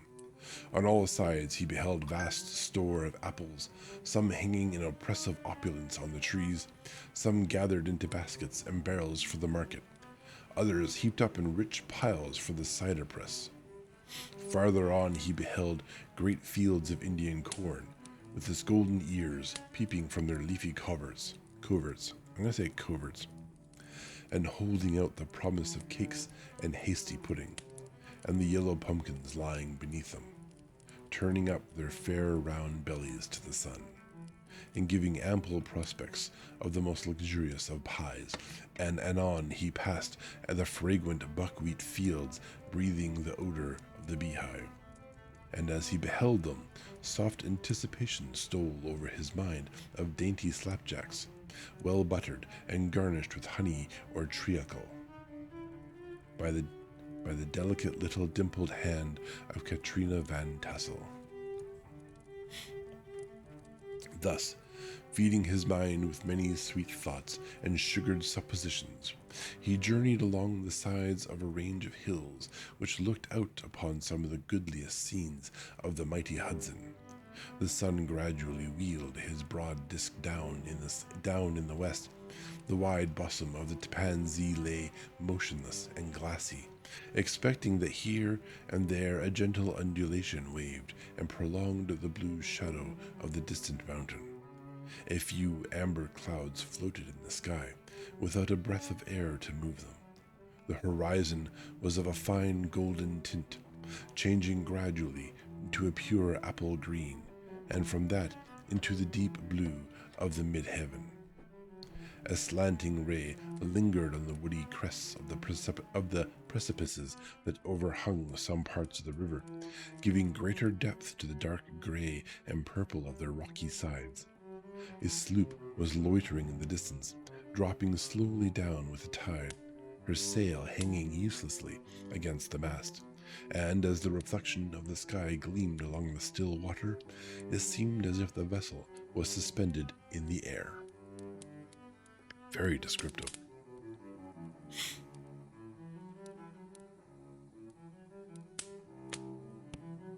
It was toward evening that Ichabod arrived at the castle of the Heer Van Tassel, which he found thronged with the pride and flower of the adjacent country. Old farmers, a spare leathern-faced race, in homespun coats and breeches, blue stockings, huge shoes, and magnificent pewter buckles. Their brisk, withered little dames, in close-crimped caps, long-waisted short gowns, homespun petticoats with scissors and pincushions, and gay calico pockets hanging on the outside. Buxom lasses, almost as antiquated as their mothers, excepting where a straw hat, a fine ribbon, or perhaps a white frock gave symptoms of city innovation. The sons, in short, square skirted coats with rows of stupendous brass buttons, and their hair generally queued in the fashion of the times, especially if they could procure an eel skin for the purpose, it being esteemed throughout the country as a potent nourisher and strengthener of the hair. How vain. Brom Bones, however, was the hero of the scene, having come to the gathering on his favorite steed, Daredevil, a creature, like himself, full of mettle and mischief, and which no one but himself could manage. He was, in fact, noted for preferring vicious animals, given to all kinds of tricks which kept the rider in constant risk of his neck, for he held a tractable, well-broken horse as unworthy of a lad of spirit. Oh, that is so young man energy. Fain would I pause to dwell upon the world of charms that burst upon the enraptured gaze of my hero, as he entered the state parlor of Van Tassel's mansion. Not those of the bevy of buxom lasses, with their luxurious display of red and white, but the ample charms of a genuine Dutch country tea table in the sumptuous time of autumn. Such heaped up platters of cakes and various and almost indescribable kinds, known only to experienced Dutch housewives. Excuse me. There was the doughty donut, the tender oily koek, and the crisp and crumbling cruller, sweet cakes and short cakes, ginger cakes and honey cakes, and the whole family of cakes.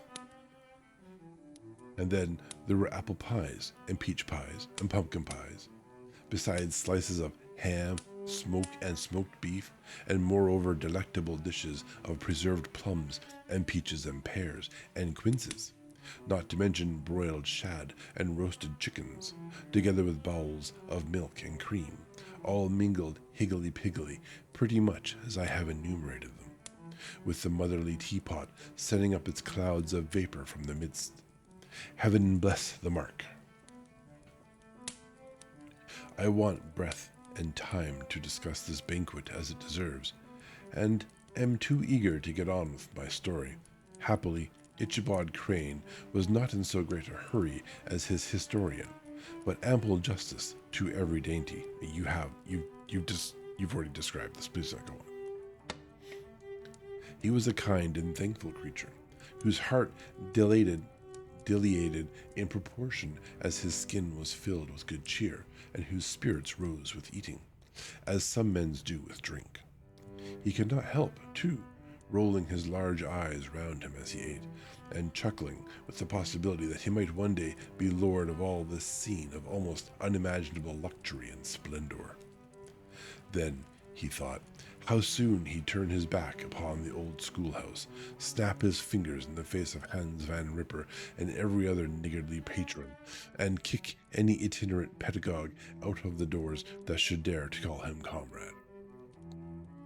Old Balthus Van Tassel moved about among his guests with a face dilated with content and good humor, round and jolly as the harvest moon.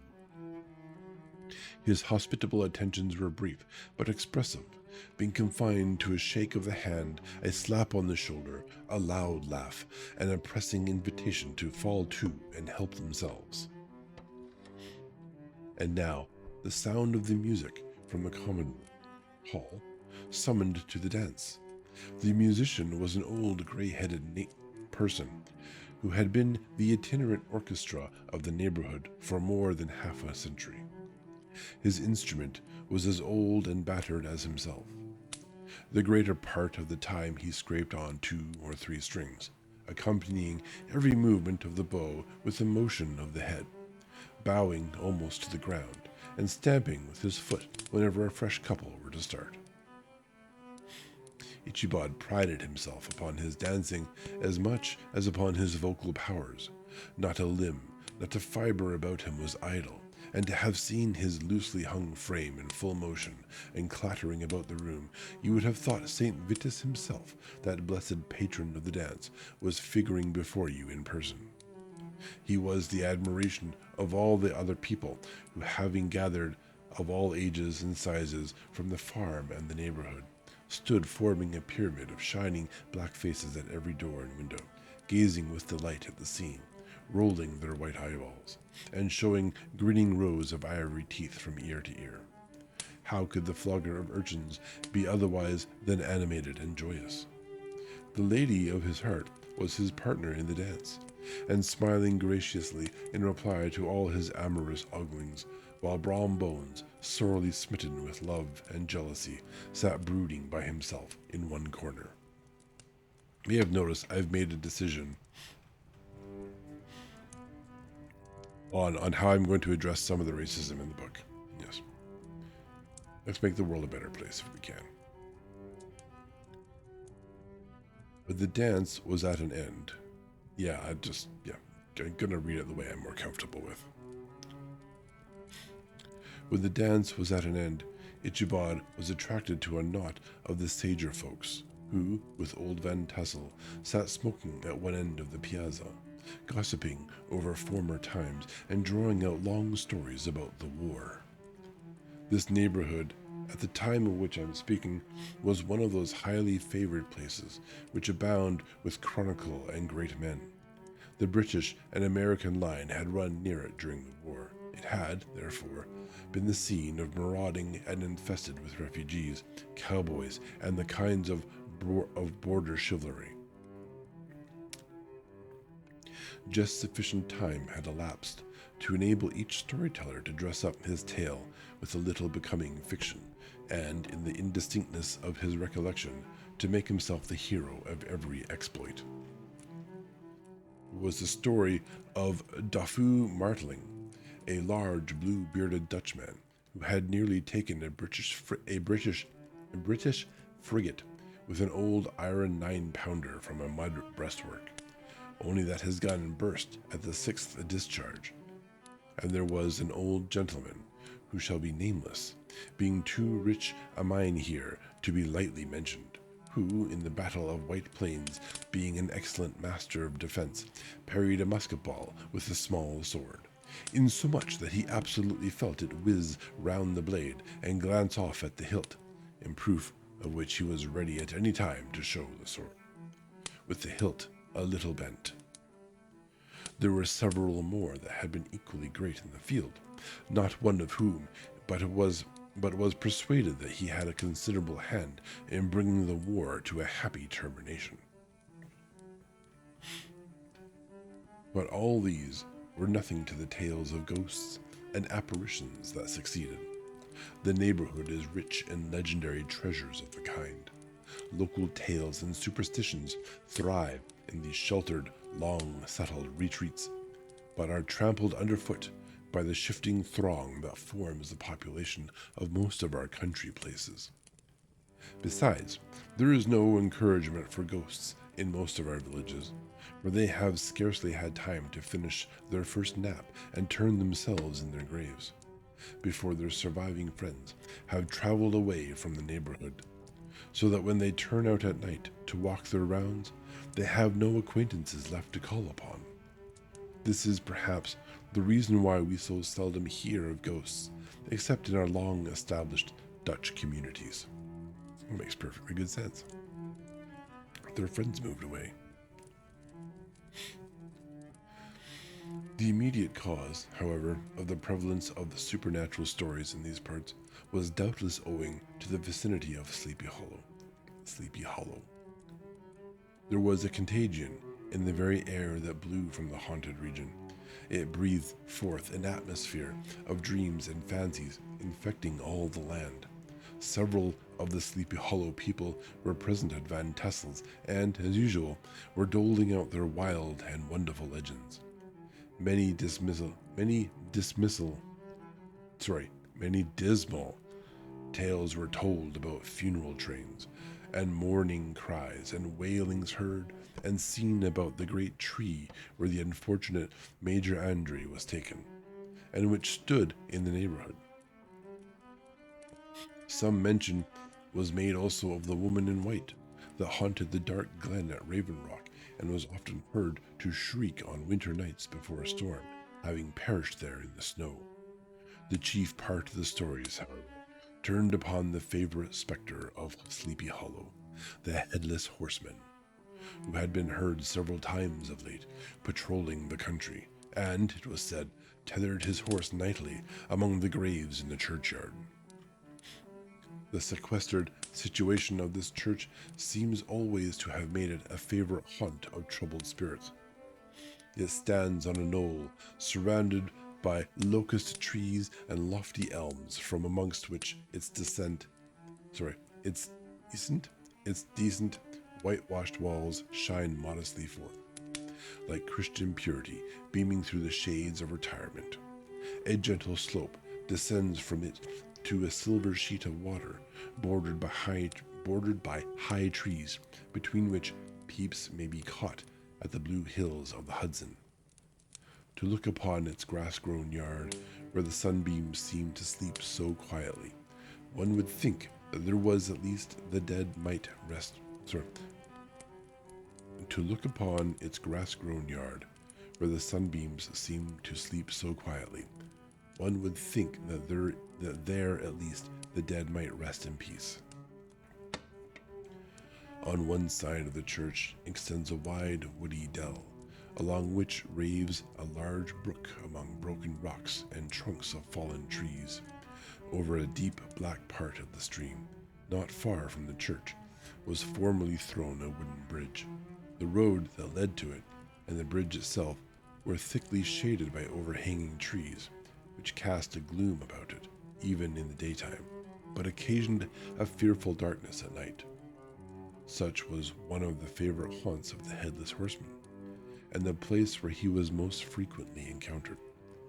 The tale was told of old Brower, a most heretical disbeliever in ghosts, how he met the horseman returning from his foray into Sleepy Hollow and was obliged to get up behind him. how they galloped over bush and brake, over hill and swamp, until they reached the bridge, when the horseman suddenly turned into a skeleton, threw old Brower into the brook, and sprang away over the treetops with a clap of thunder. This story immediately matched by a thrice marvelous adventure of Brom Bones, who made light of the galloping Hessian as an errant jockey. He affirmed that, on returning one night from the neighboring village of Sing Sing, he had been overtaken by this midnight trooper, that he had offered to race with him for a bowl of punch, and should have won it too, for Daredevil beat the goblin horse all hollow. But just as they came to the church bridge, the Hessian bolted and vanished in a flash of fire. All these tales, told in that drowsy undertone with which men talk in the dark, the countenances of the listeners only now and then receiving a casual gleam from the glare of a pipe, sank deep in the mind of Ichabod. Stash. He repaid them in kind with large extracts from his invaluable author, Cotton Mather, and added many marvelous events that had taken place in his native state of Connecticut, and fearful sights which he had seen in his nightly walks about Sleepy Hollow.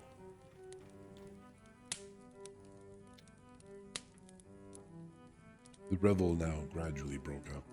The old farmers gathered together their families in their wagons, and were heard for some time rattling along the hollow roads and over the distant hills. Some of the damsels mounted on pillions behind their favorite swains, and their light-hearted laughter mingled with the clatter of hoofs, echoed along the silent woodlands, sounding fainter and fainter, until they gradually died away. And the late scene of noise and frolic was all silent and deserted. Ichabod only lingered behind, according to the custom of country lovers, to have a tete-a-tete, I'm gonna go with that, with the heiress, fully convinced that he was now on the high road to success. What passed at this interview I will not pretend to say, for in fact I do not know. Something, however, I fear me, must have gone wrong, for he certainly sallied forth, after no very great interval, with an air quite desolate and chapfallen. Oh, these women! Could that girl have been playing off any of her... Oh dear. There's an ish at the end of this one, Bolana. There's an ish. I keep cheating. It's literally too coquettish. There we go. It's coquettish. Yes. Where the hell is coquettish? Uh-oh. Here we go. Playing off any of her coquettish tricks. Was her encouragement of the poor pedagogue all a mere sham to secure her conquest of his rival? Heaven only knows, not I. Let it suffice to say, Ichabod stole forth with the air of one who had been sacking a hen roost, rather than a fair lady's heart. Without looking to the right or left to notice the scene of rural wealth on which he had so often gloated, he went straight to the stable, and with several hearty cuffs and kicks roused his steed most uncourteously from the comfortable quarters in which he was soundly sleeping, dreaming of mountains of corn and oats, and whole valleys of timothy and clover. It was the very witching time of night that Ichabod, heavy-hearted and crestfallen, pursued his travels homewards, along the sides of the lofty hills which rise above Tarrytown, and which he had traversed so cheerily in the afternoon. The hour was as dismal as himself. Far below him in the Tapansee spread its dusky and indistinct waste of waters, with here and there the tall mast of a sloop, riding quietly at anchor under the land. In the dead hush of midnight, he could even hear the barking of the watchdog from the opposite shore of the Hudson, but it was so vague and faint as only to give an idea of his distance from his faithful companion of man. Now and then, too, the long-drawn crowing of a cock accidentally awakened would sound far, far off, from some farmhouse away among the hills, but it was like a dreaming sound in his ear.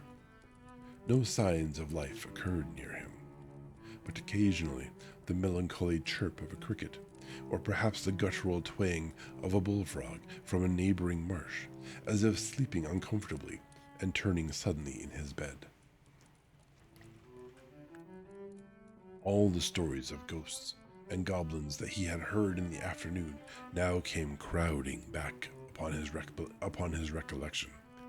The night grew darker and darker. The stars seemed to sink deeper in the sky, and driving clouds occasionally hid them from his sight. He had never felt so lonely and dismal. He was, moreover, approaching the very place where many of the scenes of the ghost stories had been laid. In the center of the road stood an enormous tulip tree, which towered like a giant above all the other trees of the neighborhood, and formed a kind of landmark. Its limbs were gnarled and fantastic, large enough to form trunks for ordinary trees, twisting down twisting down almost to the earth, and rising again into the air. It was connected with the tragical story of the unfortunate Andre, who had been taken prisoner hard by,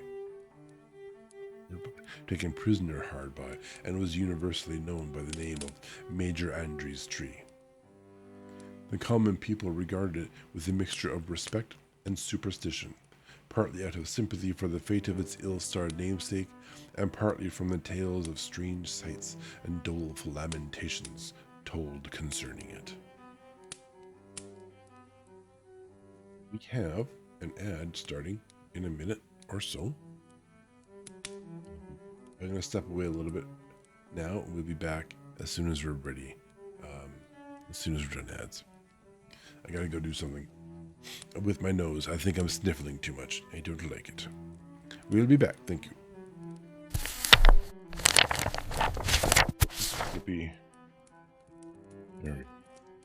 Continue reading our very well designed book cover book. Yes.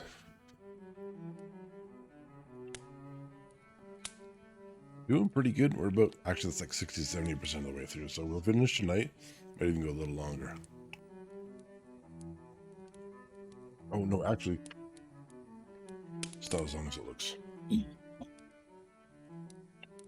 Cool. Maybe I get to play games anyways. I do like to play games.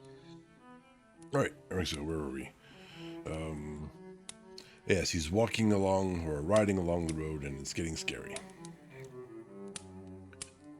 As Ichibod approached this fearful tree, he began to whistle. He thought his whistle was answered, but it was a blast sweeping sharply through the dry branches. As he approached a little nearer, he thought he saw something white hanging in the midst of the tree. He paused and ceased whistling, but on looking more narrowly, perceived that it was a place where the tree had been scathed by lightning, and the white wood lay bare. Suddenly he heard a groan. His teeth chattered, and his knees smote against the saddle.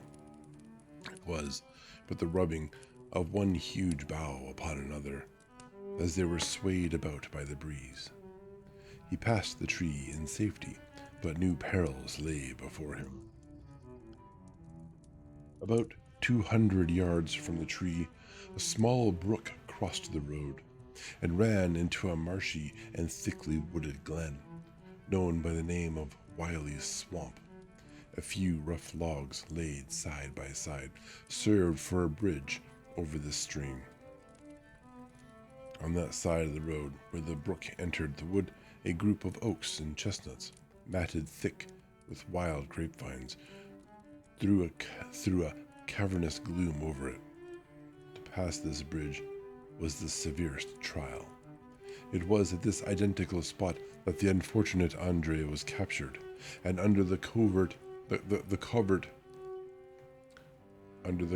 of those chestnuts and vines were the sturdy yeomen concealed who surprised him. Yeomen? Neomen. It's a Y, so I'm going to call it yeomen. concealed who surprised him. This has ever since been considered a haunted stream, and fearful are the feelings of the schoolboy who has to pass it alone after dark. And the schoolmaster, apparently. As he approached the stream, his heart began to thump. He summoned up, however, all his resolution, gave his horse half a score of kicks in the ribs, and attempted to dash briskly across the bridge. But instead of starting forward, the perverse old animal made a lateral movement and ran broadside against the fence.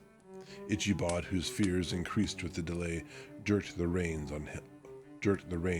on the other side and kicked lustily with the contrary foot. It was all in vain.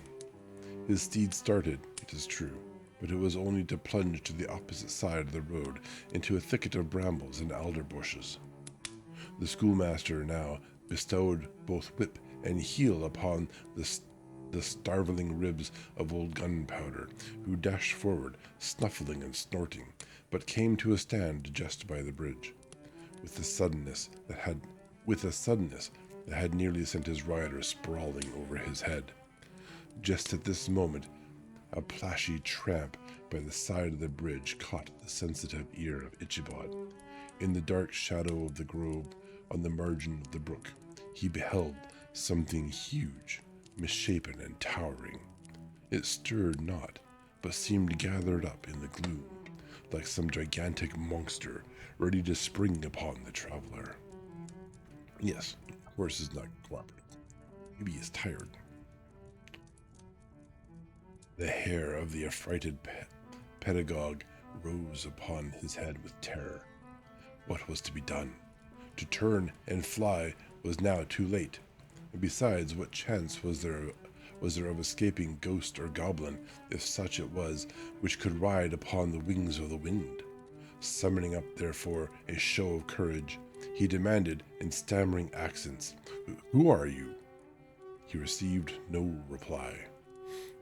He repeated his demand in a still more agitated voice. Still, there was no answer. Once more he cudgeled the sides of the inflexible Gunpowder, and, shutting his eyes, broke forth with involuntary fervor into a psalm tune.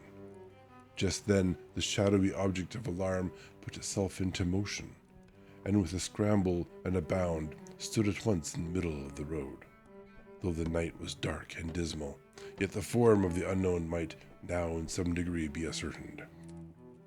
He appeared to be a horseman of large dimensions,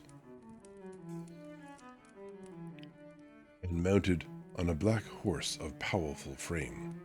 He made no offer of molestation or sociability, but kept aloof on one side of the road, jogging along on the blind side of old Gunpowder, who had now got over his fright and waywardness. Ichibod had no relish for this strange midnight companion, and bethought himself of the adventure of Brom Bones with the galloping Hessian, now quickened his steed in hopes of leaving him behind. The stranger, however, quickened his horse to an equal pace. Ichibod pulled up and fell into a walk, thinking to lag behind. The other did the same. His heart began to sink within him. He endeavored to resume his psalm tune, but his parched tongue clove to the roof of his mouth, and he could not utter a stave. There was something in the moody and dogged silence of this pertinacious companion that was mysterious and appalling. It was soon fearfully accounted for. On mounting a rising ground, which brought the figure of his fellow traveler in relief against the sky, gigantic in height, and muffled in a cloak, Ichibod was horror-struck on perceiving that he was headless. But his horror was still more increased on observing that the head, which should have rested on his shoulders, was carried before him on the pommel of his saddle. His terror rose to desperation. He rained a shower of kicks and blows upon Gunpowder, hoping by a sudden movement to give his companion the slip. But the spectre started full jump with him. Away then they dashed through the thick and thin, stones flying and sparks flashing at every bound. Ichibod's flimsy garments fluttered in the air as he stretched his long, lank body away over his horse's head in the eagerness of his flight. They had now reached the road which turns off to Sleepy Hollow, but Gunpowder, who seemed possessed with a demon, instead of keeping it up, made an opposite turn and plunged headlong downhill to the left. This road leads through a sandy hollow shaded by trees for about a quarter of a mile, where it crosses the bridge famous in Goblin story, and just beyond swells the green knoll on which stands the whitewashed church. Oh, that's not good. As yet, the panic of the steed had given his unskillful rider an apparent advantage in the chase, but just as he had got halfway through the hollow, the girths of the saddle gave way, and he felt it slipping from under him. He seized it by the pommel and endeavored to hold it firm, but in vain, and had just time to save himself by clasping old Gunpowder round the neck, when the saddle fell to the earth, and he heard it trampled underfoot by his pursuer. For a moment, the terror of Hans Van Ripper's wrath passed across his mind, but it was his Sunday saddle. But this was no time for petty fears. The goblin was hard on his haunches, and, unskillful rider that he was, he had much ado to maintain his seat, sometimes slipping on one side, sometimes on another, and sometimes jolted on the high ridge of his horse's backbone, with a violence that he verily feared would cleave him asunder. Ooh, that's right under the crotch. An opening in the trees now cheered him with the hopes that the church bridge was at hand. The wavering reflection of a silver star in the bosom of the brook told him that he was not mistaken. He saw the walls of the church grimly glaring under the trees beyond. He recollected the place where Bron Bones' ghostly competitor had disappeared. If I can but reach that bridge, thought Ichibod, I am safe. Just then he heard the black steed panting and blowing close behind him. He even fancied that he felt his hot breath. Another convulsive kick in the ribs, and old Gunpowder sprang upon the bridge. He thundered over the resounding planks. He gained the opposite side, and now Ichibod cast a look behind to see if his pursuer should vanish, according to rule, in a flash of fire and brimstone. Just then he saw the golden rising in his stirrups, and in the very act of hurling his head at him, Ichibod endeavored to dodge the horrible missile, but too late. It encountered his cranium. With a tremendous crash he was tumbled headlong into the dust, and Gunpowder, the black steed, and the goblin rider passed by like a whirlwind. The next morning the old horse was found without his saddle, and with the bridle under his feet, soberly cropping the grass at his master's gate. Ichibod did not make his appearance at breakfast. Dinner hour came, but no Ichibod. The boys assembled at the schoolhouse and strolled idly about the banks of the brook, but no schoolmaster. Hans Van Ripper now began to feel some uneasiness about the fate of poor Ichibod and his saddle. An inquiry was set on foot, and after diligent investigation they came upon his traces. In one part of the road leading to the church was found the saddle trampled in the dirt, and the tracks of horses' hooves deeply dented in the road, and evidently at furious speed were traced to the bridge, beyond which, on the bank of a broad part of the brook, where the water ran deep and black, was found the hat of the unfortunate Ichibod, and close beside it a shattered pumpkin. The brook was searched, but the body of the schoolmaster was not to be discovered. Hans Van Ripper, as executor of his estate, examined the bundle which contained all his worldly effects. They consisted of 2 shirts and a half, 2 stocks for the neck, and a pair or 2 of worsted stockings, and an old pair of corduroy small clothes, a rusty razor, a book of psalm tunes full of dog's ears, I guess bookmarks, and a broken pitch pipe. As to the books and furniture of the schoolhouse, they belonged to the community. accepting Cotton Mather's History of Witchcraft, a New England Almanac, and a book of dreams and fortune-telling, in which last was a sheet of foolscap, much scribbled and blotted in several fruitless attempts to make a copy of verses in honor of the heiress of Van Tassel. These magic books and the poetic scrawl were forthwith consigned to the flames by Hans Van Ripper, who, from that time forward, determined to send his children no more to school. Oh dear. Observing that he never knew any good come of this same reading and writing. Whatever money the schoolmaster possessed, and he had received his quarter's pay but a day or two before, he must have had about his person at the time of his disappearance. The mysterious event caused much speculation at the church on the following Sunday. Knots of gazers and gossips were collected in the churchyard, at the bridge, and at the spot where the hat and pumpkin had been found. The stories of Brower, of Bones, and a whole budget of others were called to mind, and when they had diligently considered them all, and compared them with the symptoms of the present case, they shook their heads, and came to the conclusion that Ichabod had been carried off by the galloping Hessian. As he was a bachelor, and in nobody's debt, nobody troubled his head any more about him. The school was removed to a different quarter of the hollow, and another pedagogue reigned in his stead. It is true, an old farmer who had been down to New York on a visit several years after, and from whom this account of the ghostly adventure was received, brought home the intelligence that Ichabod Crane was still alive, that he had left the neighborhood partly through fear of the goblin and Hans Van Ripper, and partly in mortification at having been suddenly dismissed by the heiress, that he had changed his quarters to a distant part of the country, and had kept school and studied law at the same time, had been admitted to the bar, turned politician, and electioneered, written for the newspapers, and finally had been made a justice of the 10-pound court.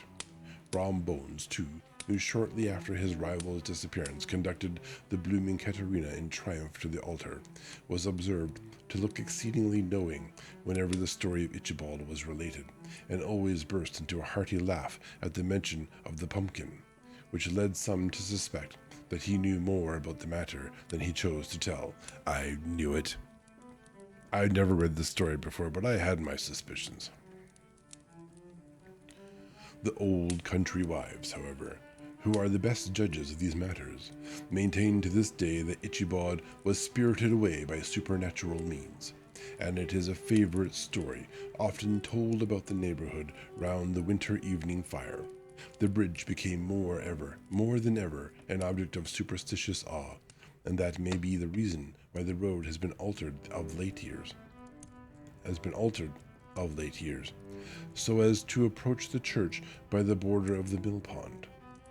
The schoolhouse, being deserted, soon fell to decay, and was reported to be haunted by the ghost of the unfortunate pedagogue and the ploughboy, loitering homeward of a still summer evening, as has often fancied his voice at a distance, chanting a melancholy psalm tune among the tranquil solitudes of Sleepy Hollow. Oh yeah, no, it's definitely a real ghost.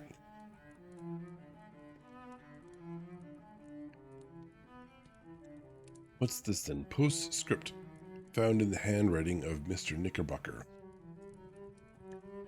The preceding tale, spooky story.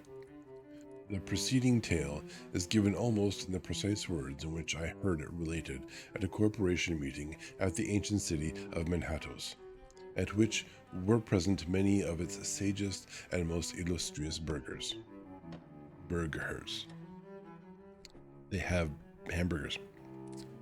The narrator was a pleasant, shabby, gentlemanly old fellow in pepper and salt clothes, with a sadly humorous face, and one whom I strongly suspected of being poor. He was suspected of being poor, the grandest of crimes. He made such efforts to be entertaining. When his story was concluded, there was much laughter and approbation, particularly from 2 or 3 deputy aldermen, who had been asleep the greater part of the time. There was, however, one tall, dry-looking old gentleman with beetling eyebrows who maintained a grave and rather severe face throughout, now and then folding his arms, inclining his head, and looking down upon the floor as if turning a doubt over in his mind. He was one of your wary men, who never laugh, but upon good grounds, when they have reason and law on their side. I guess that's when they laugh. When the mirth of the rest of the company had subsided and silence was restored, he leaned one arm on the elbow of his chair, and sticking the other akimbo, demanded, with a slight but exceedingly sage motion of the head, and to contradiction of the brow, what was the moral of the story, and what it went to prove. Who's that? It's just a prank, bro. Is sometimes more serious than you may think it is. The storyteller, who was just putting a glass of wine to his lips as a refreshment after his toils, paused for a moment, looked at his inquirer with an air of infinite deference, and, lowering the glass slowly to the table, observed that the story was intended most logically to prove that there is no situation in life but has its advantages and pleasures, provided we will but take a joke as we find it. That therefore he that runs races with goblin troopers is likely to have rough riding of it. Ergo, for a country schoolmaster to be refused the hand of a Dutch heiress is a certain step to high preferment in the state. Preferment. I'm sure that is a more entertaining word when we understand what it means. The cautious old gentleman knit his brows tenfold closer after his explanation, being sorely puzzled by the ratiocination of the syllogism, while methought the one in pepper and salt eyed him with something of a triumphant leer. At length he observed that all this was very well, but still he thought the story a little on the extravagant. There were 1 or 2 points on which he had his doubts. Faith, sir, replied the storyteller, as to that matter, I don't believe one half of it myself. D.K. The end. I'm not sure how necessary that last section was, but, entertaining. There are apparent old editions will be written. Yeah, there are updated editions apparently will be replaced. We'll replace previous ones. Yeah. So I made a choice in this book to stop using a particular word. The word is Negro. I don't like that word. I'm uncomfortable with. That doesn't mean it's not a legitimate word for some people to use. I've had long conversations with my wife Alana about some terms, like the N-word, and some other terms, very sort of like very racist terms, right? And when it's okay for one person to use those words, whilst it's still not okay for other people to not use those words. And I've come to a reconciliation with myself. I'm okay not using something like the N-word, and I'm okay if someone who is from an appropriate ethnicity is permitted to use that word, and why that's okay. And we kind of determined it's probably a good thing that I feel uncomfortable around that word because of sort of what it means in a sort of historical context. So, yeah, that's what it means when I say the word person instead of Negro in a story like this. That's me sort of acknowledging that I don't feel comfortable. I don't own that word. Other people can own that word if they're comfortable with it, and it's appropriate for them to use it. I'm not saying hate on that particular term. Other terms maybe so, but not that one. Yeah, that's where I come from there. I hope anyone listening to this can understand that. The salt and pepper man might be itchy about. Oh, okay, perhaps. Maybe he figured it out later on. Maybe he made up the story. Who knows? It's just some old man telling a story. Can you imagine someone just making up a story like that? I am kind of like amused that like this particular last scene, there was some guy who took it seriously. Yeah, and that's partially why we're never going to read Lovecraft. Um, I love that setting and some of like the horror and stuff that comes from that. There are a lot of Lovecraftian products in today that kind of filter out his excessive racism. Excessive. All racism is excessive. It filters out his racism and it sort of just enjoys sort of like that setting. That's an awesome horror setting, right? It's pretty cool. I love Cthulhu and the idea of Cthulhu and none of the other ones are coming to mind, but that's fine. It's pretty groovy. A lot of stuff in D&D is kind of coded that way too, right? Like what is it in the Pathfinder world Golarion, the campaign setting, there is you have a variety of things that are coded for, hey, these are like very Forgotten Realms coded, right? Here are the gods. There's actually a bunch of sort of like there's a bunch of sets of gods that come from a bunch of sort of histories from different peoples around the world in sort of IRL. And then they have their thing and their pantheon, their planes of existence, yada yada yada. But there are the old ones, right, who live in the great void between the stars, and they're even older than the gods apparently. So yeah, the creeping horror that drives you insane is pretty cool. The whole concept of every story that I'm aware of in the Lovecraftian universe is this always concludes with hopeless despair. We have taken the horror, the danger, the incomprehensible nightmare of what happened, and we've just shelved it for now. And it can't be defeated. It can only sort of like be put to sleep or put off. Later, it will destroy us. And this idea that our minds, we are such tiny creatures in this universe that we can't even perceive most of it. And if we could, our brains would break. And that's where the insanity comes from. The reality of the universe is so crazy and inevitable and so beyond us. We're like the bacteria on a piece of rotting fruit kind of idea. And this is why any kind of exposure to these things, these so-called real realities, will just break your mind and drive you insane. At the same time, you can't ignore it because it'll just get worse. But again, you can't actually stop it. You can only ignore it for a little while. Eventually, it will destroy you and everything. Isn't that cheerful? Isn't that fantastically entertaining? Yeah. If we could just get rid of the racism, that'd be great.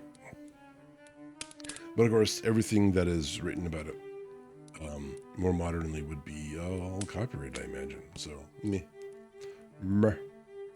Make our own stories. SCP is cool that way, right? How was it like secure, contain, protect? Great bridge to our next story. Yeah. Yeah, okay, sure. So this obviously is only one night. In 2 nights, I'm reading another story. So it means I got to do the graphics all over again. Lovely. But we are probably going to read War of the Worlds.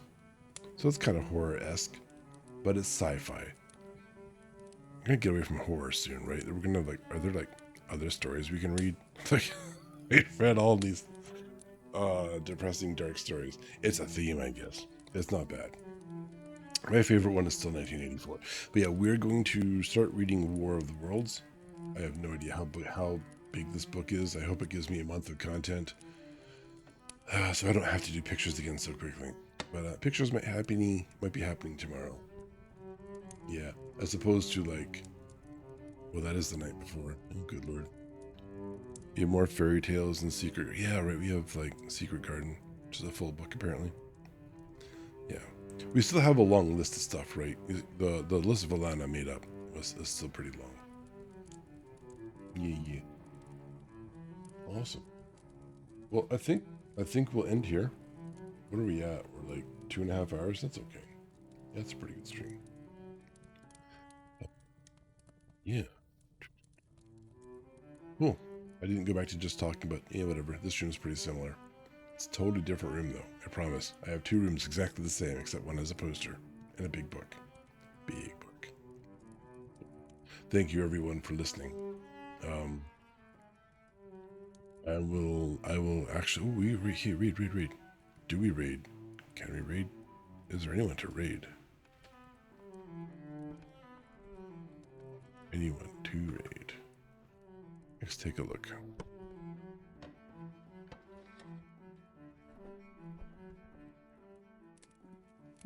Looking at the list of the peoples and the stuff. Okay. Okay. Looks. We'll raid Iron Mouse. She's just chatting. That's appropriate, right? We're just chatting. I should probably be switching over to just chatting streams. Saturn Martin is. What is Habromania? That's not reading though. Let's look for someone in our category.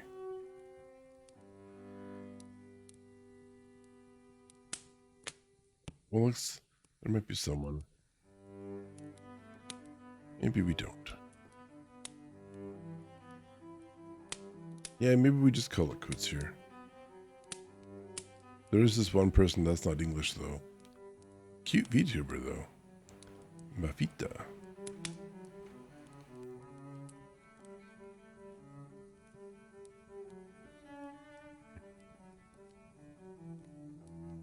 Yeah, whatever.